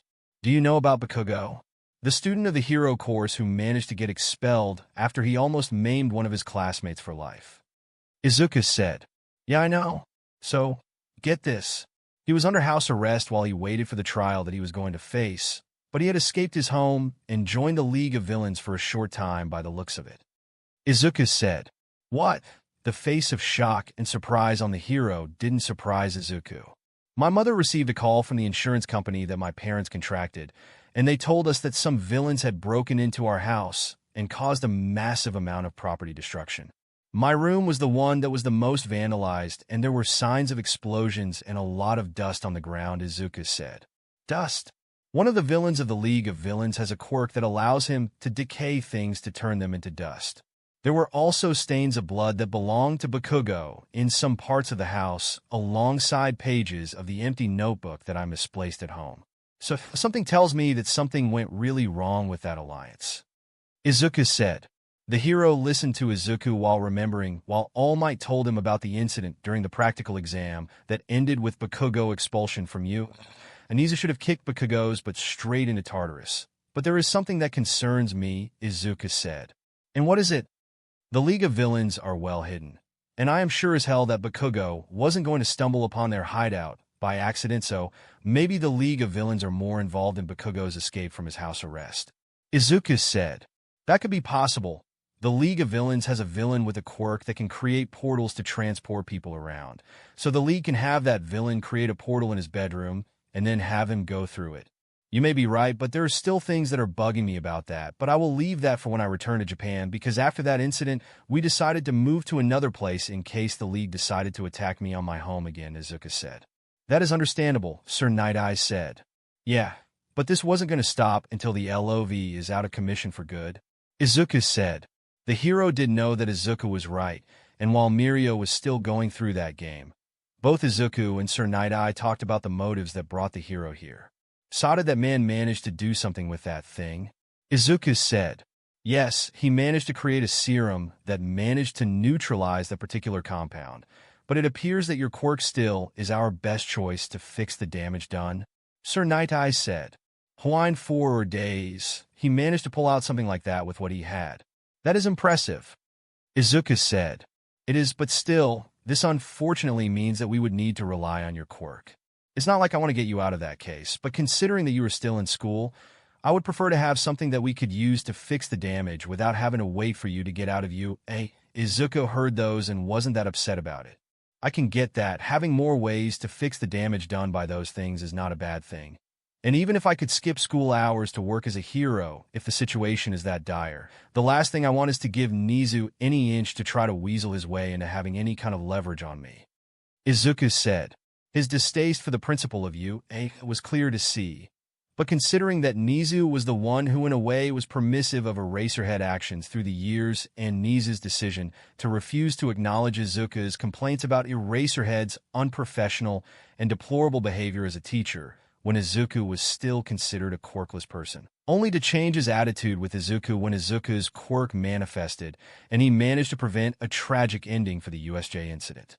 Understandably, Izuku felt some level of contempt for Nezu for his actions and way of treating Izuku during that whole week. Sir Nightai knew that All Might wasn't free of responsibility on that issue, as it was his words to Nezu that he wanted to prevent Izuku from getting himself killed that made Nezu make those decisions. All Might, for his part, tried his best to try to make amends for the result of his well-meaning but poorly tough actions. And even if Izuku decided to save his life and help him to keep some of the fading power of OFA for himself to still be a hero, Izuku still didn't truly forgive All Might, but he was willing to put his issues behind for the sake of doing the heroic thing, as long as the person that wronged him tried to make genuine amends for what they did to him. And Sir Nightai knew after.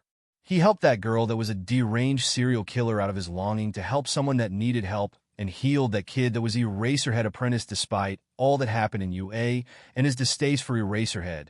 That Izuku was kinder that he wanted to appear, but decided to take a harsher stance on himself on others to protect himself. The conversation was interrupted when Mirio joined in after he finished a run from that villain attack game and asked Izuku if he wanted to try it. Izuku decided to give it a try to pass the time before returning to where his family was staying during their stay on the Island. The day of the party before the Expo was coming, and Izuku found himself watching how All Might was alongside the Shield family, as they were in a pavilion that had been temporarily designed as an area of limited access, so only people who had the correct passes could enter there. And he saw that David Shield was looking at him with some wariness on his eyes. Young Midoriya, what a surprise! I expected you to be around your parents as you had done the whole week. All Might said. Well, even we want some time for ourselves, and while my parents are having a date, I am pretty much minding my own business here. There is a lot to think about after what happened a couple of days ago, as Izuku said. Yato think that the League of Villains would not only recruit Bakugo, but also destroy your house, All Might said. Sad to see that someone who had the potential to be a hero failed, not only because of the influence of others that corrupted his mind, but also because of his own actions and inability to accept that he was wrong for thinking that others were at fault for his own mistakes.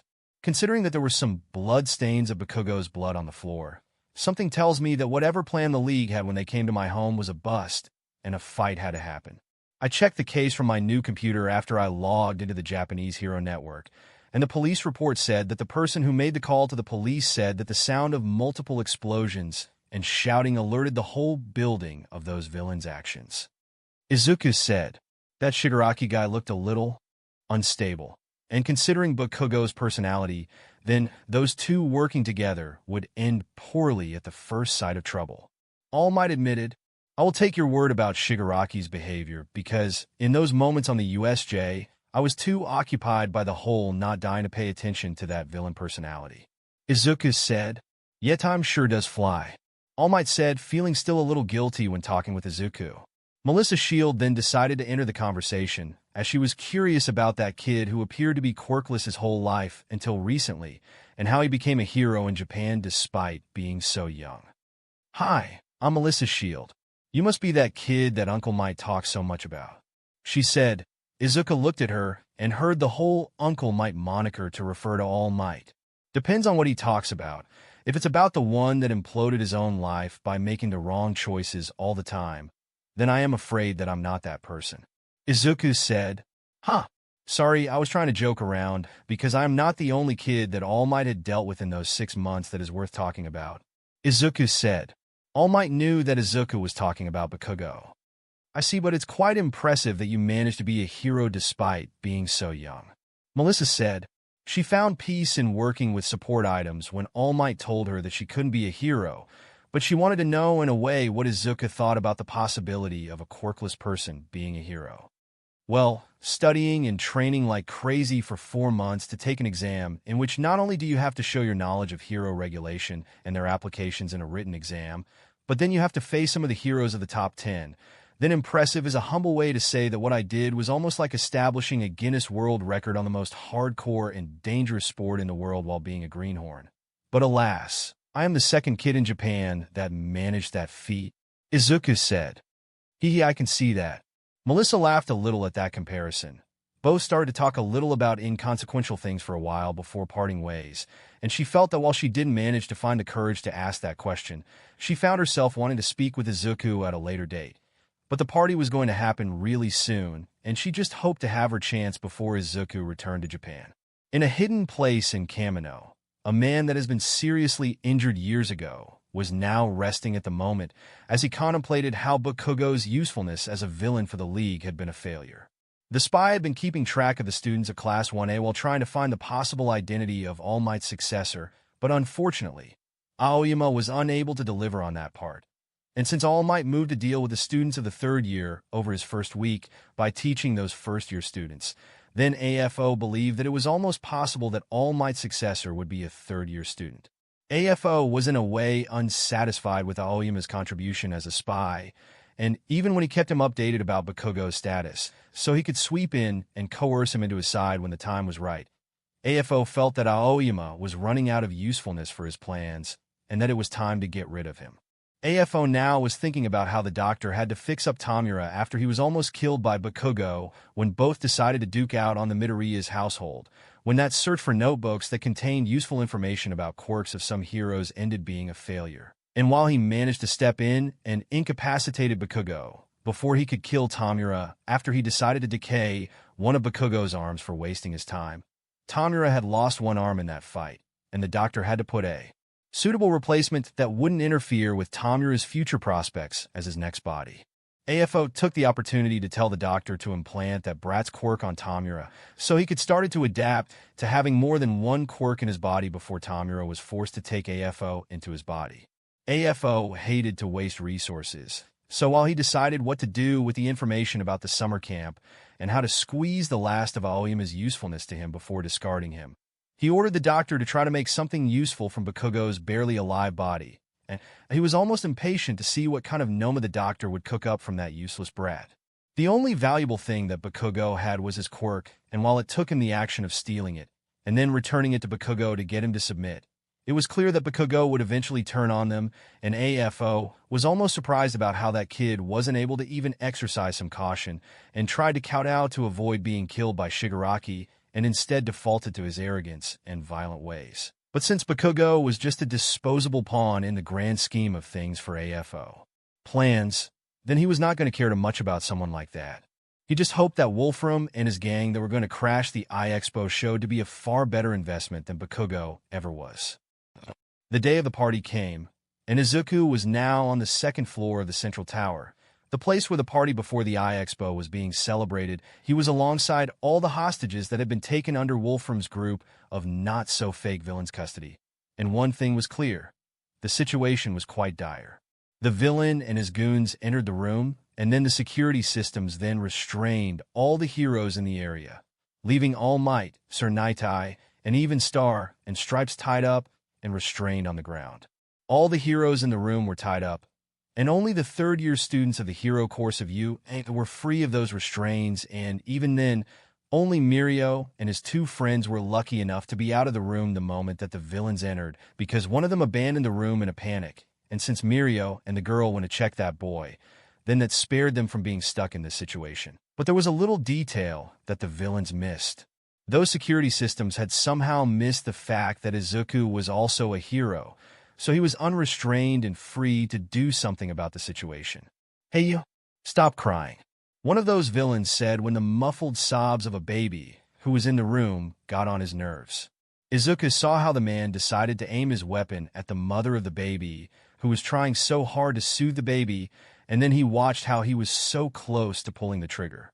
Izuku had no choice but to take his chance now. He saw how the other villains in the room, mounting guard, started to look at his colleague who was about to do something reckless. Izuku quickly got up from his crouched stance. Then he decided to activate his blood control, to force multiple tendrils of made of his blood to pour out of his fingertips and manage to tie up all the villains, only for then throw them into the ceiling, using their bodies to block the security systems on the ceiling, and to make sure that they would be blocked for a while. He taped into Todoroki's Quirk factor in his blood to freeze his blood that now keep those villains hanging from the ceiling.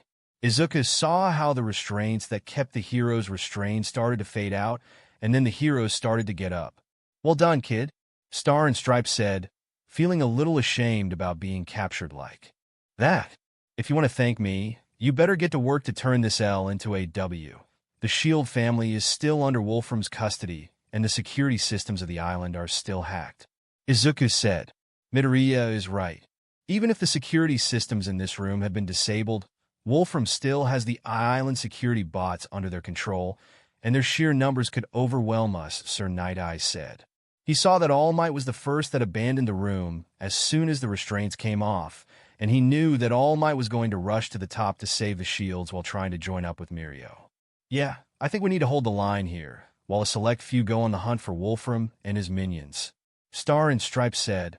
Izuku saw how the heroes from all around the world were now joining forces under Star and Stripe's command, and since he knew that at least there were a couple of heroes in the room with healing quirks, so Izuku decided to sneak up and took the stairs to run as fast as he can to reach the top of the building to stop Wolfram, to get away with whatever that villain had in mind. Tamaki Amajiki and Nijire Hado were not fighting against two of Wolfram's most powerful henchmen to not only help Mirio, but to also save the day. Their friendship, which in Nijire's case started when they were students at U, was quite close, to the point that both were able to see that something really wrong was happening to Mirio a couple of months before the third year started. The damage that OFA did to his body was starting to show in those times, and it became quite common to see Mirio having to sit down for some exercises from time to time, because it was visible to anyone that Mirio was suffering from something. Mirio tried his best to keep the charade, but his hair going from blonde to white, and the fact that he looked more exhausted and lost some of his muscle mass that quickly made some of them that Mirio was suffering from a terminal illness, and he was just trying to at least become a hero before his time was up. But then one day, something happened. Mirio went from a terminal patient who was almost going to die on the spot to recover that youthful vigor that was difficult to hide even if his body looked that frail and weak. After the sports festival of UAO of this year, that Mirio had to sit down because of that debilitating condition. Mirio's friends, family, and people in U saw how he was quickly returning to form, like a phoenix rising from the ashes, and the only reminder about that debilitating condition that concerned everyone was that white hair of his. Then they saw a couple of months later the presence of that kid who had quit the first year of hero course at UA for then to become a hero anyway after taking a really hard exam, which became more frequent in their private conversation, as Mirio had some trouble the first days after his recovery to hide the details about his vision and what it meant. The description of Izuku's physical was something that both Nijire and Tamaki committed to memory, and they tried to then ask Izuku in the past if he had something to do with their friend's sudden recovery. But their personalities and way of interacting with Izuku in those times, before he told them that he was busy with his part-time job to entertain their curiosity, and they decided to leave him alone, made that mission of theirs a futile endeavor. Nijire's talkative and endless curiosity showed a great interest in people's unique physical features and was easily distracted by them, which made her blunt, often asking invasive or off-putting questions that, while a lot of people ended up forgiving because of her childlike enthusiasm that made people think that she wasn't trying to be mean on purpose, backfired when she tried to talk to Izuku, as he was still a little frosty after his disillusion with UA and heroes in general. And the last thing he needed was to have Nijire's bubbly personality hounding him with questions that were somewhat insensitive when he wanted to be left to his own business. Nijire believed that Izuku was going through an emotional phase as she did in the past before she was befriended by Mirio and Tamaki, and believed that trying to be as approachable as Mirio was to her could help. But it appears that said approach wasn't going to work with Izuku, who found her annoying and told her to leave him alone over slowly opening to her. Maybe those questions about how being a quirkless person was and how he managed to live without a quirk for so long touched a sore spot that made Izuku feel a level of hostility for her that only Izuku's sense of self-restraint kept him from trying to escalate. Nijire could have defended herself and restrained Izuku if they came to blows, but she wanted to talk to Izuku with words, not with his fists and quirk, and provoking him into a fight was the best way to get Izuku to refuse to talk to her, so she ended leaving alone when she finally realized that she had made Izuku upset enough to get him to be as blunt as she was to tell her to leave him alone. Tamaki was in a way determined to get an answer from Izuku, and Nijire was impressed. Then Tamaki regressed to his usual ways when he got near Izuku, as Tamaki said that he could sense that Izuku had an intense air around him that put him in a little, and the best that he managed to do was to be a background person in the cafeteria, as Izuku conversed with Kinoko and some other students of Class 1B and a few of Class 1C that decided to work the courage to talk to him after they were informed that he was a hero already, and that made some of them to try to ask how he managed to do that. And that evolved into Izuku being willing to help those students of Class 1C that wanted to enter the hero course in the same way that he helped Kinoko and some of her classmates by doing a quirk analysis of their quirks and giving them some tips about exercises to strengthen their bodies and improve their quirks. Tamaki ended up commenting about his prowess in quirk analysis while he looked at the wall, and that in a way made Tamaki far more successful in approaching Izuku in order to talk to him, because Izuku ended up coming to him, and that started a conversation about Tamaki's own quirk, and ended with Izuku not minding that much that he was suspiciously hounding him in those free times on UA or before Izuku abandoned school. Tamaki managed to learn some things about Izuku from what Izuku said about himself in those conversations, but not what he wanted to know, because Tamaki wasn't able to ask that particular question. At some point before this trip to Island, they saw how Mirio and Izuku were interacting with each other more frequently, and in the end, they both dropped their intention to ask that question. But both still wanted to ask if he was the reason for Mirio's recovery, and the attack of those villains ruined that attempt of asking that question again. Tamaki panicked a little and had to leave the reception room, and that is what allowed the big three of UA to be able to fight back against the villains. The fight was at a stalemate, as even if Tamaki and Nijire were capable and had experience with fighting some powerful villains, and those two villains were close-range fighters while Nijire was a long-range one, those two villains could overwhelm Tamaki if they weren't careful, and Nijire focused on keeping the guy that could turn into a gigant gorilla occupied while Tamaki fought the guy that turned his hands into weird claws while having a limited reserves of food to use his quirk, as he didn't know that he would need his food pouches now to refill his stomach to continue to use his quirk. The battle raged on for a while, and both hoped that Mirio was doing all right. But then the gorilla guys sneaked past Nijire's energy wave that were keeping that villain unable to get near Tamaki, and the villain was about to punch Tamaki. But then someone got in the way. The villain punched the new person in the room who got in the way of his fist, and to the surprise of the villain, the person that he punched not only didn't flinch but also stood in his place despite the force of the impact. "What the?" the villain said, surprised to see that a small, green-haired child from his point of view had tanked one of his punches in this form and was not only still alive, but looked almost like he was bored. "I'm not too much of a knight in shining armor, but I can say that the cavalry has arrived," Izuku said. He was quite sweaty after running at top speed through the stairs to reach this floor while brute-forcing his way from the security bots that were in the way, but he still was able to fight and had a lot of stamina to spare thanks to Ingenium's insistence of him doing a lot of cardio exercises to improve his physical performance in more ways than just being hard. Running through those while trying to follow Ingenium while he was going through a relaxed pace was quite an exercise, and he could run 3 marathons now one after another without tiring himself that much. "Midoriya," Tamaki said, surprised to see that he was here. He was still looking at the villain with the claws, who was also surprised to see how a kid was able to survive one of the punches of his partner. "No time talk.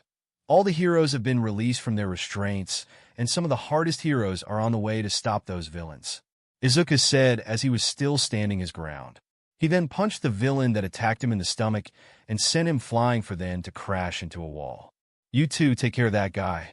I will keep this gorilla out of your hair for a while," Izuku said. Both Tamaki and Nijire were in a situation in which they were being ordered around by a kid who was 2 or 3 years younger than them. But that same kid had a hero license while they had a temporal one. But since it was clear that Izuku was capable to easily counter that villain's brute strength with ease, then both decided to do what he said and decided to focus on the other villain. They just hoped that Mirio was all right, but considering that they had told All Might to go ahead while they decided to hold their ground here, then maybe things were resolved now. "Melissa, no," All Might shouted as he saw how Wolfram pulled a firearm and aimed to shoot a downed David shield from a distance, and he saw how Melissa got in the way to protect her father. Mirio got in the way as well and blocked that bullet with his body. But instead of feeling something piercing his shoulder, he felt how something pricked his shoulder and injected some liquid inside of it. "No," Mirio said as he was feeling how his quirk was getting weaker and weaker by the second. He looked at the ground and looked horrified at the fact that the bullet that had hurt him was red-colored. I guess what that idiot said about David receiving something called quirk erasing bullets was right after all, Wolfram said. Samuel had conspired with Wolfram behind David's back way before he was let in the plan. And when Samuel told him that David's shield was developing a serum to counter a biological weapon that had started to appear in Japan that was called the quirk erasing bullets, when the man sneaked on David's lab, when no one was there, and found out that information, and those bullets laying there. Then Wolfram saw an opportunity and managed to entice Samuel with a bigger cut of the money if he managed to steal those remaining bullets that Sir Night-Eye had brought to the island to find a way to counter that serum. And he had now in his mind that he was going enter in Japan to found the source of those bullets to become even richer after he killed All Might and his apprentice. But first, he was going to pull the quirk amplification device on his head to see if all that those two idiots said about the potential of this device was true. All Might could only look horrified at what happened, and when he managed to shake off the shock out of his mind, Wolfram now was empowered by that device that David had created to help him and pushed his first sidekick and one of his few real friends to put everyone in danger, so he could be back to the prime of his power no matter what. He was thankful at least that Izuku's way of healing him and helping him to continue his career as a hero gave him the means to fight back against this threat, but because Wolfram had the quirk erasing bullets at his disposal and the quirk amplification device, All Might felt that this was going to be a really difficult battle even for him. "Ugh," the villain that turned into a giant gorilla said as Izuku retaliated his last attempt of killing him by punching him in the stomach the instant his fist collided with Izuku's face. That villain was unable to understand why Izuku was able to tank all those blows that could have killed an average hero with ease. But the thing was that Izuku was using shock absorption to tank those blows. Shock absorption was the other quirk that belonged to the Nomu, and while the Nomu only used that quirk to be a walking punching bag that could tank All Might punches when his power was fading. But Izuku knew how to get more utility to that quirk, and he could not only absorb the shock of the impact of those powerful blows, but store it and release it at will when hitting someone, like he did with this villain who now was unconscious on the ground. The villain's attempts to bludgeon him to death with his fists only hastened his own defeat at Izuku's hands. "You made it," Nijire said, surprised to see that Izuku managed to not only keep the villain occupied, but defeated him in the end. She was still a little iffy about someone who bypassed the hero course and became a hero through an exam that could be competent, but it appeared that Izuku was that competent. Well, that guy was just pure muscle and raw physical power. He had no means to counter me, and when you take away what makes him effective, then the question isn't about how I made it, but how long it would take me to defeat him, Izuku said. He saw that both Nijire and Tamaki already dealt with the other villain, but since those two were going only against one opponent, then it was understandable that they were able to win a little earlier than him. "We need to get a move on. We don't know how things are going up there," Tamaki said, pushing away his reserved persona away as he was starting to get worried for his friend's safety. "Good point, let's go," Izuku said, and the three of them ran, or floated away in Nijire's case, to the stairs to reach Mirio and All Might. But they stopped midway when they reached a concerned Mirio Togata and a panicked Melissa Shield who were trying to enter a room in one floor. "You two, what happened?" Izuku said. He didn't have a good feeling about the situation, as the expression on their faces was anything but good. "Midoriya," Mirio said. He took a deep breath and then decided to explain what happened. All Might was now going as hard as he could to defeat Wolfram, but the quirk amplification device that Wolfram had now in his head made his metal manipulation quirk more powerful than it needed to be, and All Might was only able to stand his ground thanks to super regeneration, mending the internal injuries that Wolfram was constantly inflicting on him when he used his quirk to create steel cables to pierce his body. All Might managed to slip through a crack in Wolfram's defenses and managed to punch him. But his attack was useless, as then Wolfram decided to reveal a small detail that made the situation even worse. He had two quirks that now were empowered thanks to that quirk amplification device, and the effectiveness of that device was able to allow Wolfram to overpower All Might, and to hear that AFO somehow got involved in this incident because he managed to learn that he was going to assist to this event shocked the hero a little for a couple of seconds. Unfortunately for All Might, Wolfram was powerful enough now to take advantage of those 2 seconds and trapped All Might with multiple steel tentacles that he created to force him to stop. Those steel cables created a cocoon of steel that keep him trapped as Wolfram started to gloat about his impending victory. David Shield's genius lives up to its reputation. My quirks are getting stronger by the second to the point that I now have the famous All Might at my mercy. Now, I think I know the best way to raise the price of this device. I can charge whatever I want for this thing if it was used to kill the world's #1 hero, Wolfram said as he prepared to execute All Might in front of a downed David Shield, who was lamenting to himself that he allowed this thing to happen because he had been a desperate fool who was that willing to get All Might back to the prime of his power that he willingly collaborated in a plan that was not only stupid, but was going to ruin his daughter alive because he refused to think more carefully about the consequences of his actions. Wolfram could have gone with the usage of his metal manipulation quirk to end All Might now that he had him trapped and restrained inside a cocoon of metal. But the high that he felt when both his quirks had been empowered to that level made him decide that the best way to kill All Might was to brutally punch him in the head with a level of power that All Might had used when he used one of his smashes when he punched a villain and knocked them down. With that idea in his mind, he used his muscle augmentation quirk to reinforce his muscles as much as they could in order to prepare himself to obliterate All Might's skull with one single hit. While All Might tried to keep his composure while hoping that shock absorption would manage to help him survive that death blow, David Shield was now kicking himself even harder as he saw that his decision to help in this plan out of desperation was making things worse. He was going to have a hand in the death of one of his friends when he was hoping to avoid that scenario. But then something unexpected happened. Wolfram was going to punch All Might, but his arm extended and his fist went in another direction instead of All Might's head. It was almost like Wolfram had decided to punch an imaginary person that was near All Might, but there was nobody there. Then the sound of ice emerging from the ground that created a small wall of red ice that separated both individuals echoed in the area. Sorry for being late. I had to patch up someone that was injured before I reached the area. All Might heard Izuku's voice and then felt how the metallic cocoon that kept him trapped was being torn down. Midoriya, All Might said. He saw how Izuku was now near him, with his red suit being a little torn off, but he looked no worse for wear. Melissa and Mirio explained everything. Let's just say that help is on the way, but we need to buy some time, Izuku said, and All Might saw how the red ice was starting to crack. Sounds like a plan, but it was you the one that...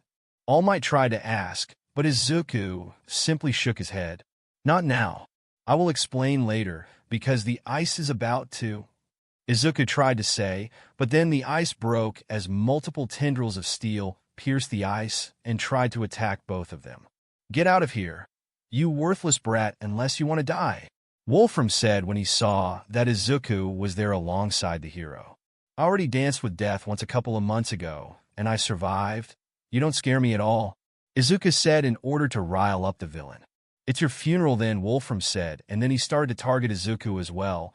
But then things started to not go that well for Wolfram.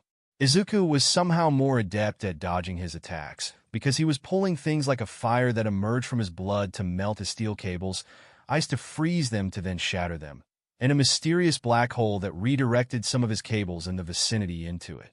All that was what his blood managed to pull out, and Wolfram was asking what kind of quirk was able to do all of that, but he had no time to stop to think, because now he had to juggle between both Izuku and All Might fighting him.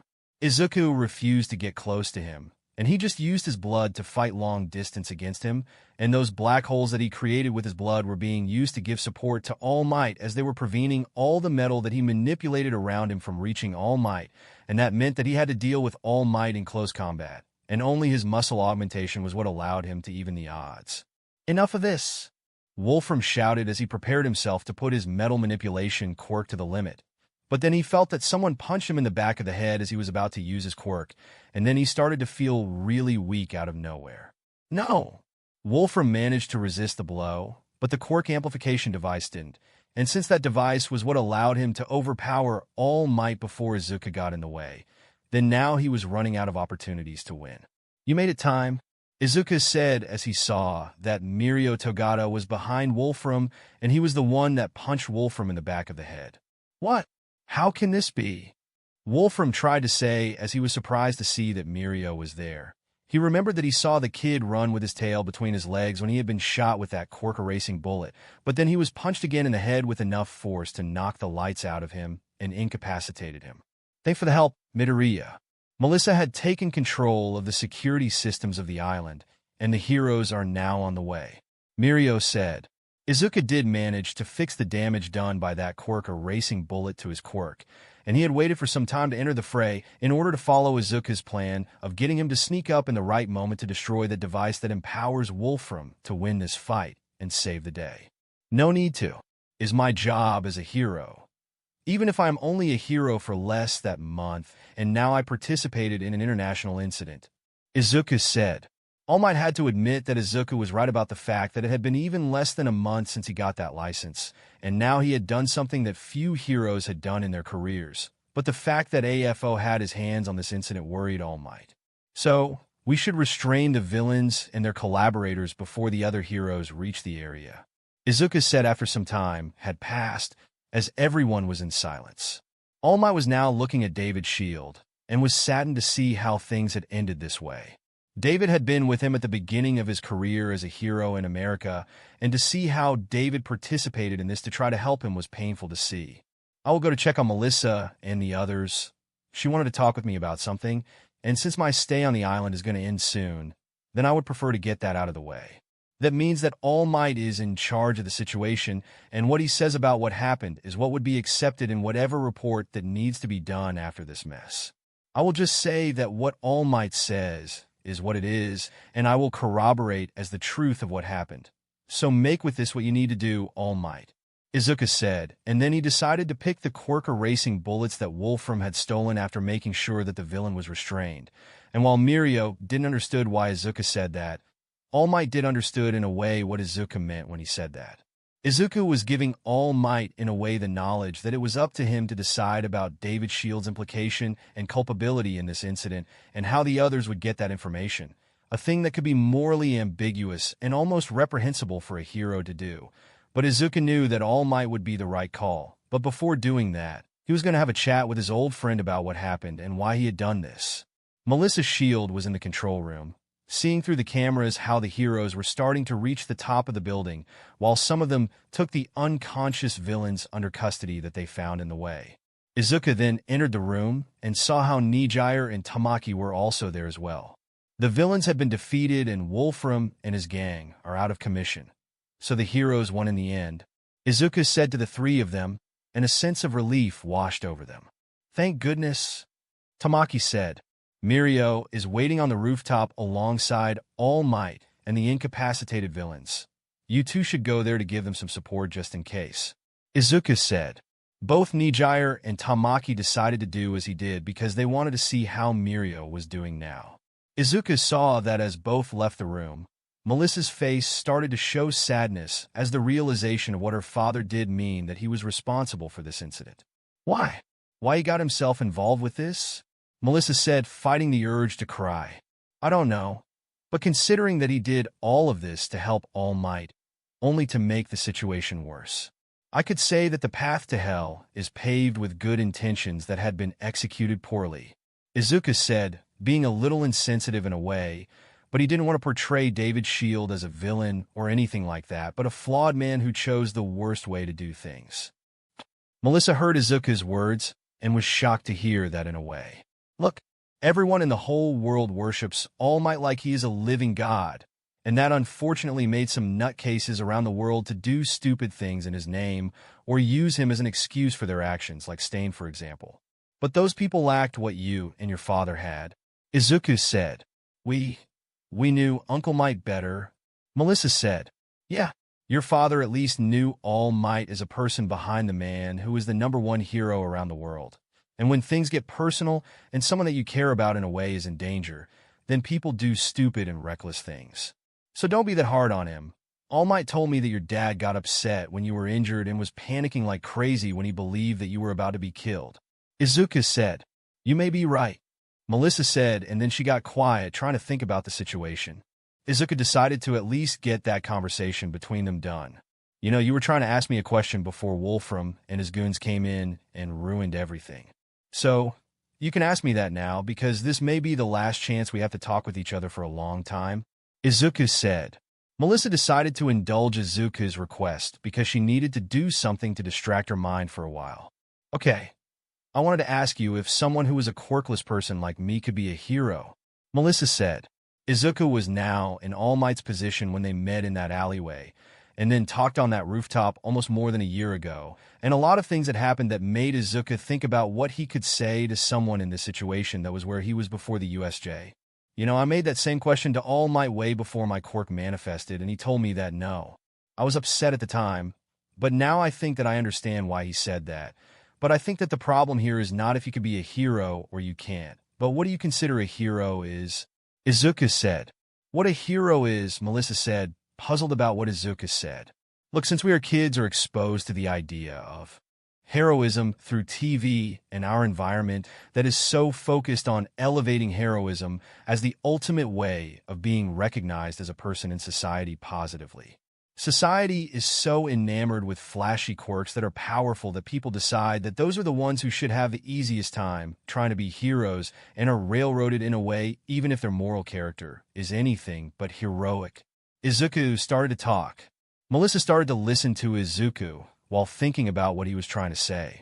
My childhood bully had been overly praised since his quirk manifested, and a lot of people looked the other way or even made excuses to justify his villainous actions as a kid because the flashiness of his quirk was the only thing that mattered to them. The cries of those that he injured with his explosions that almost always left burning scars on the receiver's skin were ignored, but then people decided that it would be for the best to find an acceptable target for him to hurt to reduce the amount of trouble that he could face over doing the right thing that was stepping in and explain to him that he was acting like a villain. Since I was declared quirkless at that time, and people considered me a waste of space, then people started to subtly encourage him to focus his bullying on me, because only my mother would care about my suffering while the others wouldn't have to ask themselves if what Bakugo did was heroic, because if his actions didn't affect them in any way, then their consciences wouldn't have to be troubled with that moral quandary. Izuku said, while sounding a little bitter about it. Melissa did read about what happened to quirkless people in a lot of places, and a lot of times when one of them committed suicide, tales of endless bullying on a daily basis were quite common. She at least had her dad's influence to protect her from the worst of it, but even her suffered from some form of discrimination for the lack of a quirk in her body.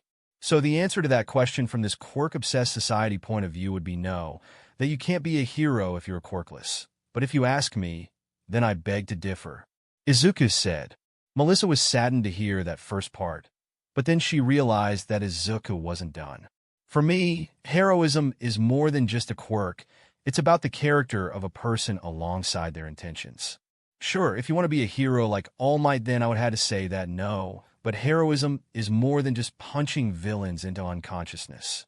There are people like Sir Naitai that does investigation work to catch criminals that the police had trouble with. Even Endeavor has a massive track of successful cases resolved that had been cold for a long time thanks to his intellect and resources. You could be a rescue hero, saving people's life who are in precarious situations. Because as much as I'm concerned, if you save lives, then you are a hero, and just because you can't punch villains into submission like All Might, that doesn't disqualify you from being a hero or even trying to be one. The only limitations to be a hero should be their physical fitness and their character. Heroism is a physically taxing job, and to be physically fit at least is something reasonable to ask for a person to have if you want to be a hero. Izuku said. That answer did help Melissa in a way. It was far more hopeful than she expected, but to hear Izuku's words helped her to be at peace with herself, even if she gave up her dreams of heroism recently. But let's say that what would you do if someone would be willing to give you a chance to either be a hero or tip the scales of life in your favor? What would you do? Izuku asked her in a questioning way. He decided to try something that only he could do thanks to how his quirk worked, but before doing it, he was going to ask that important question. I don't know, but to be honest, I would take that chance, but what would that mean for me? Melissa said, contemplating Izuku's question. Okay then let me let you in on a little something, and then I will ask this question again. Izuku said. He had made up his mind now, and he was going to use quirk bestowal to give Melissa something that she would appreciate, but only if she consented to it. Thank you for joining us on this journey through What If Deku Had Blood Manipulation Quirk. We hope you found it as captivating as we did. A big thank you to Judas Magnus 1994 for creating such an engaging story. Don't forget to visit their profile on archiveofourown.org for more fantastic works. The link is in the description below.